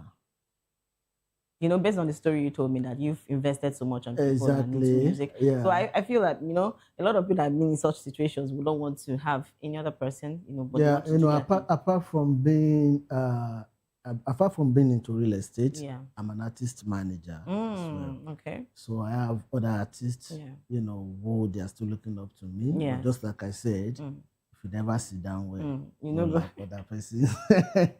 So they are my boys and they are doing good in the industry as well. Okay. Yeah. So if German is not doing music or not into real estate, what would German be doing differently? I said I'll be a media personnel. Ooh. So you all the media people. All right, that's beautiful. Why did you say so? Because I've had the passion for it. Okay. Yeah. All right. Okay, that's a good thing. All right, thank you so much, Jaman, for sharing your light with us here on the Spotlight Show. We enjoyed every bit of it, and I did too. So thank you guys for staying with us. This is where we call off for today. Thank you so much for staying with us on the Spotlight Show. Remember, if you're going viral or going global, please stay true to your stories, and don't forget to follow us on all our social media handle at VOPTV Live and subscribe to our channels for more exciting episodes and updates. And until next time, I am Precious Agman, aka Call Me Prezi. This has been Spotlight. See you next time. Bye for now.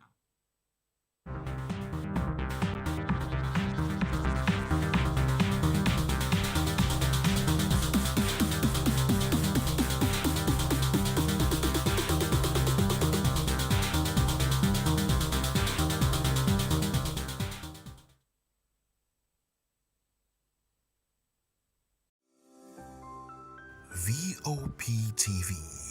Now, you have more than a voice.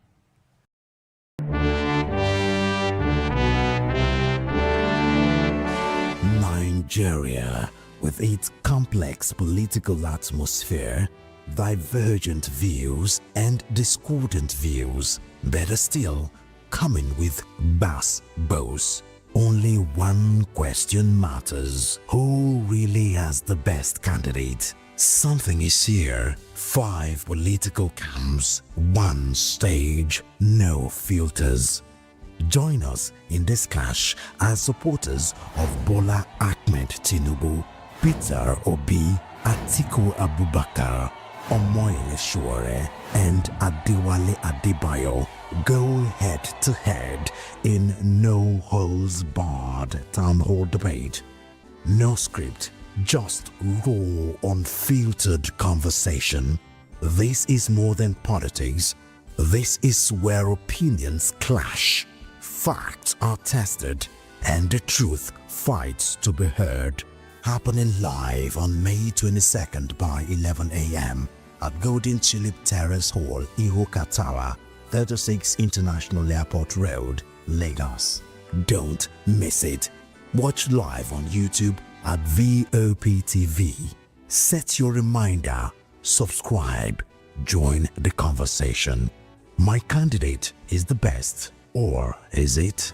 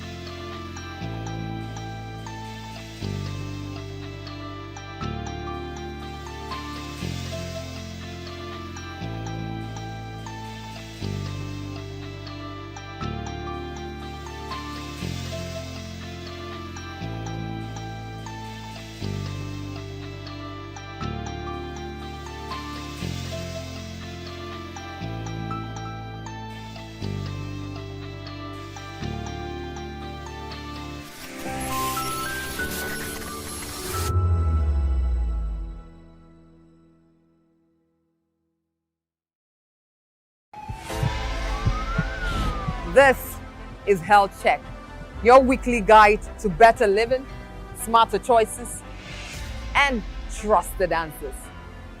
From everyday wellness to urgent health issues, we've got you covered. Health Check, only on Voice of the People television, where your health has a voice.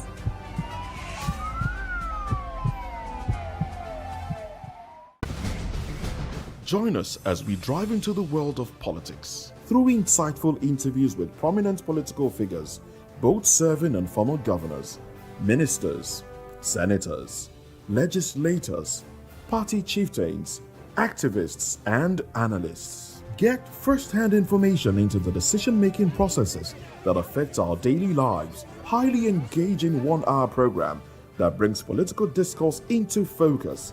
I am Chukwuma Okoro. Political Lens, Monday through Friday, 6 to 7 p.m.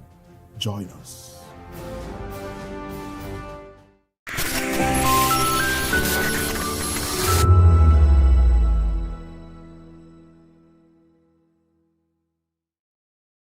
To know the happenings in the maritime sector, join us on the program Maritime Frontiers on VOP TV as we discuss key areas in the maritime sector from aquaculture, maritime transportation, maritime labor regulation, oil and gas exploration, ferry and passenger insurance, marine pollution and prevention, port operations, and lots more. Maritime Frontiers, exploring Nigeria's blue economy.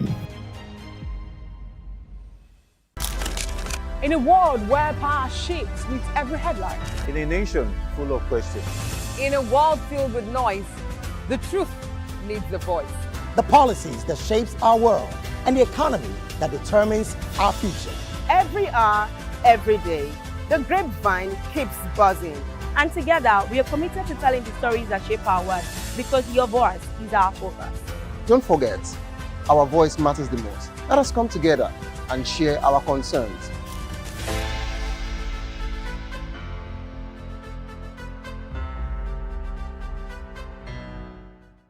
In a world where truth is the ultimate power and opinions scream the loudest, it's time to wade through the noise. Hunger no get tribe! Hunger no get religion! And scan the human interest and trending topics that matter. Stay tuned to The Issues, your plug to the stories making the buzz, from politics to science and technology, social justice, and more. Let's tackle the tough questions and expose the truth. The Issues on Voice of the People Television, Mondays to Fridays, 8 to 9 p.m.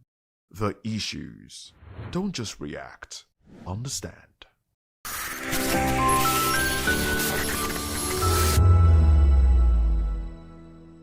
Are you ready for the extraordinary? Something big is happening on your screen. Introducing VOP TV, now streaming on SLTV channel 264. From breaking news to captivating conversations, news analysis, giving you all sides to the story. We bring in-depth discussions on the issues that matter, from politics to sports, entertainment, and lifestyle. VOP TV on SLTV channel 264. Join us as we redefine what television means to you. Voice of the People Television, VOP TV. Now you have more than a voice.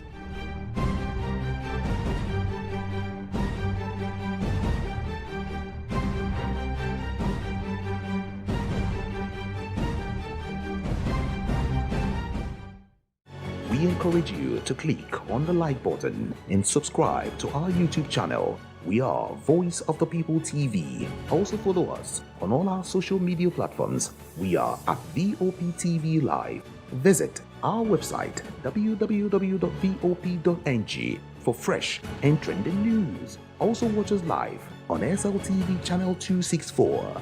VOP TV, Voice of the People Television. Behind every broken deck lies a broken promise. Education shapes the nations. But who is asking the right questions? Introducing Edu Dialogue, the show that goes beyond the surface, exposes the cracks, the corruption, and the silence in Nigeria's education system. Edu Dialogue, Saturdays, 3 p.m., only on VOP TV. We break the biggest stories, from missing funds to policy failures. We ask the tough questions and demand real answers. Edu Dialogue, this Saturday, 3 p.m. on Voice of the People Television. In a world where power shifts with every headlines, news breaks and events happens, we bring you unbiased and explicit information on politics, economy, and state of the nation. We break down the chaos. Facts, not fluff. Truth, not spin. We discuss not just politics, but a glimpse into the future. Voice of the People Television. Now you have more than a voice.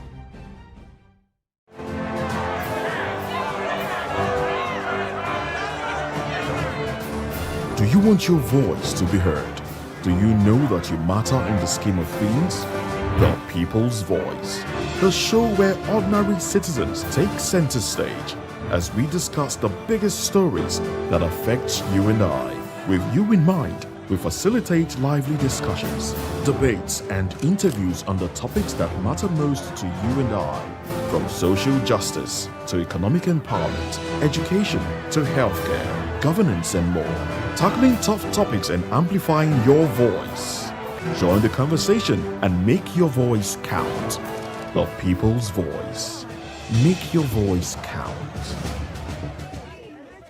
This is African News on Voice of the People Television, where we don't just bring you the news, we bring you Africa's heartbeat, the policies that shapes our world, and the economy that determines our future.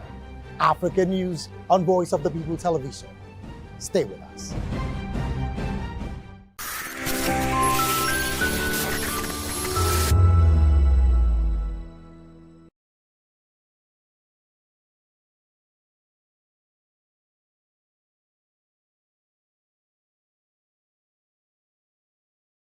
Innovate the president's law. Through top-notch programming, unbiased reportage of news, sports, business, entertainment, and cultural documentaries, Voice of the People 90.3 FM became a symbol for 21st century media.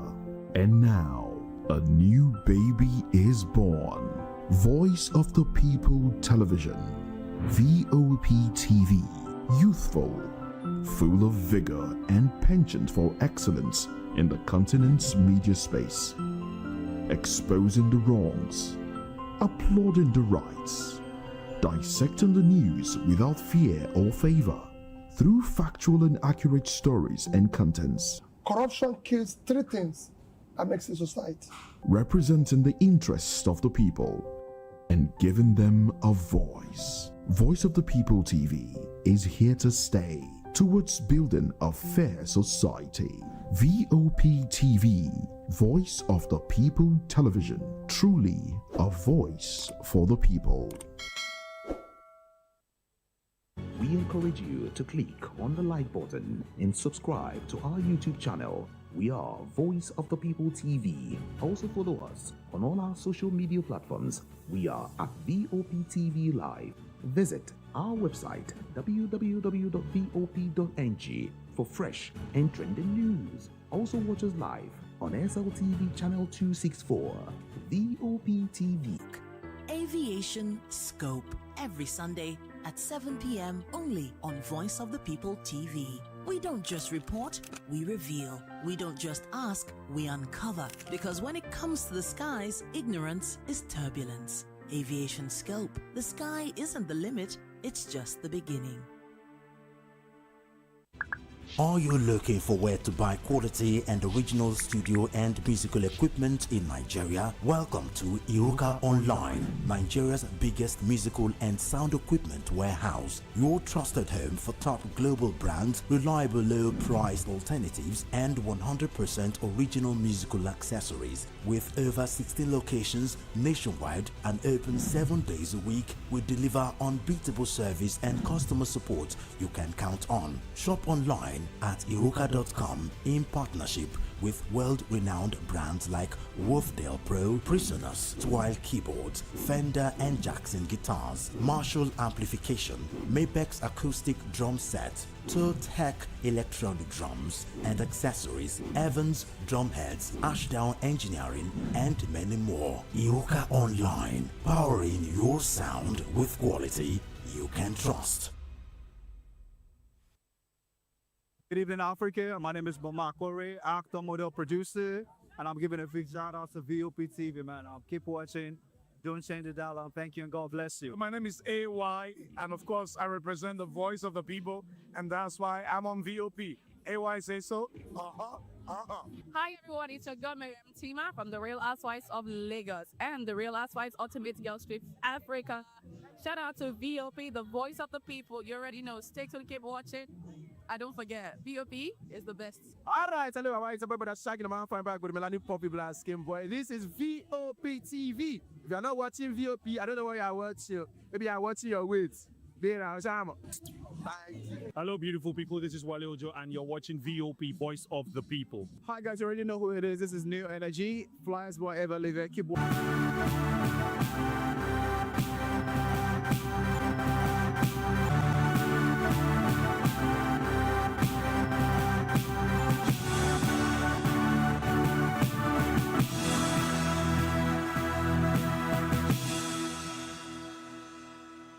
Well, hello and welcome to the African News and Voice of the People television. I am David Edwin. Before beginning the news, we would urge you to kindly visit our website. It is www.vop.ng for fresh and trending news stories. We begin the African news from the story where Ghana says it is evacuating 300 citizens from South Africa following a recent rise in xenophobic incidents. In a post on X, Foreign Affairs Minister Samuel Okutezo Ablakwa said President John Dramani Mahama has approved the operation. The move follows a series of anti-immigrant protests along with reports of assault and intimidation targeting other African nationals. Nigeria and Ghana have both expressed concerns over the situation. South African government, however, has denied claims of xenophobia.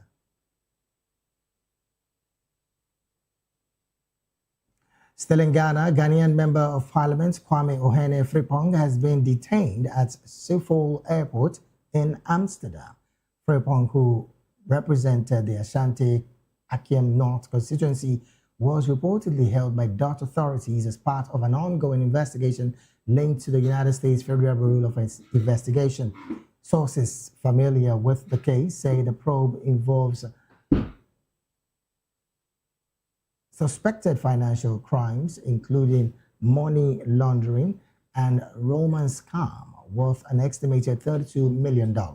However, the allegations have not been officially confirmed by Dutch or U.S. authorities.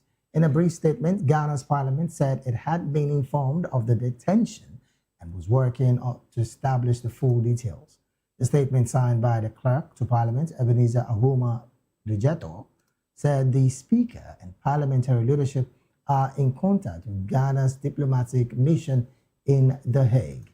Parliament says it is seeking clarification on the circumstances surrounding the arrest, including whether formal charges have been filed and the purpose of the lawmaker's visit to the Netherlands. Still in West Africa, a Benin Republic opposition figure has been sentenced to 5 years in prison over an alleged role in a foil coup attempt in December, according to the judicial sources. Swamaila Sonon Boke was found guilty of encouraging crimes against state security. On December 7th, 2025, soldiers announced on national television that they had removed President Patrice Talon from power before the coup was later thwarted the same day. Talon is due to step down on May the 24th and hand over to his elected successor, Mahmoud Wadagni. Boke, former lawmaker from the opposition party, the Democrats, was accused of posting the message. It's a party shortly after news of the attempted coup broke. He denies any involvement, saying the message was sent by mistake and was intended for a private chat with friends planning a reunion. He has 15 days to appeal the ruling. Elsewhere, Burkina Faso's military rulers have intensified their crackdown on NGOs and civil society groups, suspending a further 247 associations. That brings to more than 900 the number of organizations closed or dissolved by the junta since last month. The latest ministerial decree affects associations working in health, education, women's rights, farming, the environment, culture, and sports. In July 2025, junta leader Ibrahim Traore signed a law restricting the operations of right groups and trade unions. International NGOs and charities receiving foreign fundings are often accused by the authorities of spying or colluding with jihadist groups fighting the army. Human Rights Watch and Amnesty International have both expressed alarm over the moves, warning they further tighten state control over civil society. Amnesty last month said that these resolutions are inconsistent with Burkina Faso's constitution, which guarantees freedom of association. The crackdown comes a month after the military government dissolved all political parties. And in East Africa, calls for mutual respect dominated the Africa Forward Summit in Nairobi, co-hosted by Kenya and France. Kenyan President William Ruto said the era of European dependency was over, adding that future cooperation must be based on mutual respect between partners. French President Emmanuel Macron has outlined his vision for a renewed partnership during the summit. He announced investments worth 33 billion euros across sectors, including artificial intelligence, energy, and agriculture. U.S. Secretary General Antonio Guterres called for urgent reforms of global financial systems and greater climate justice for Africa. He warned that despite contributing little to global emissions, Africa remains disproportionately affected by climate change. Gutierrez said global economic instability, fossil fuel volatility, and unequal investment flows are increasingly pressure on African economies. He also noted that while Africa holds vast renewable energy potential, it receives only a small share of global financing, urging reforms to lower borrowing costs and expand climate funding. The African Forward Summit brought together heads of states, investors, diplomats, and business leaders to discuss energy, infrastructure, manufacturing, digital transformation, and climate financing across the continent.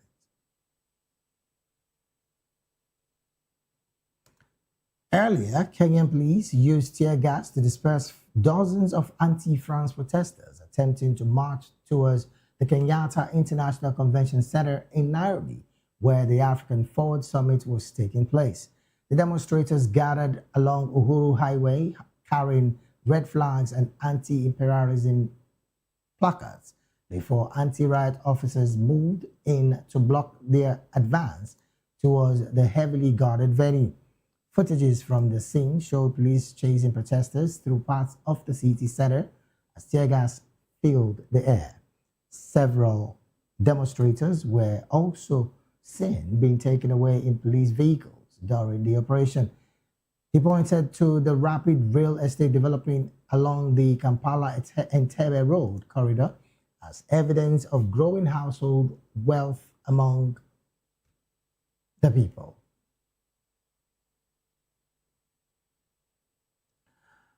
And in another development, President Yoweri Kaguta Museveni has urged Ugandans to embrace wealth creation and hard work, warning that the country can no longer afford complacency as he begins his 7th term in office.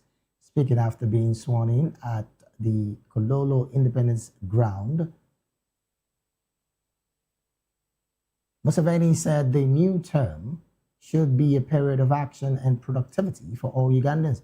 He said that since the start of the NRM government in 1986, many families that embraced its message have escaped poverty. Museveni highlighted infrastructure development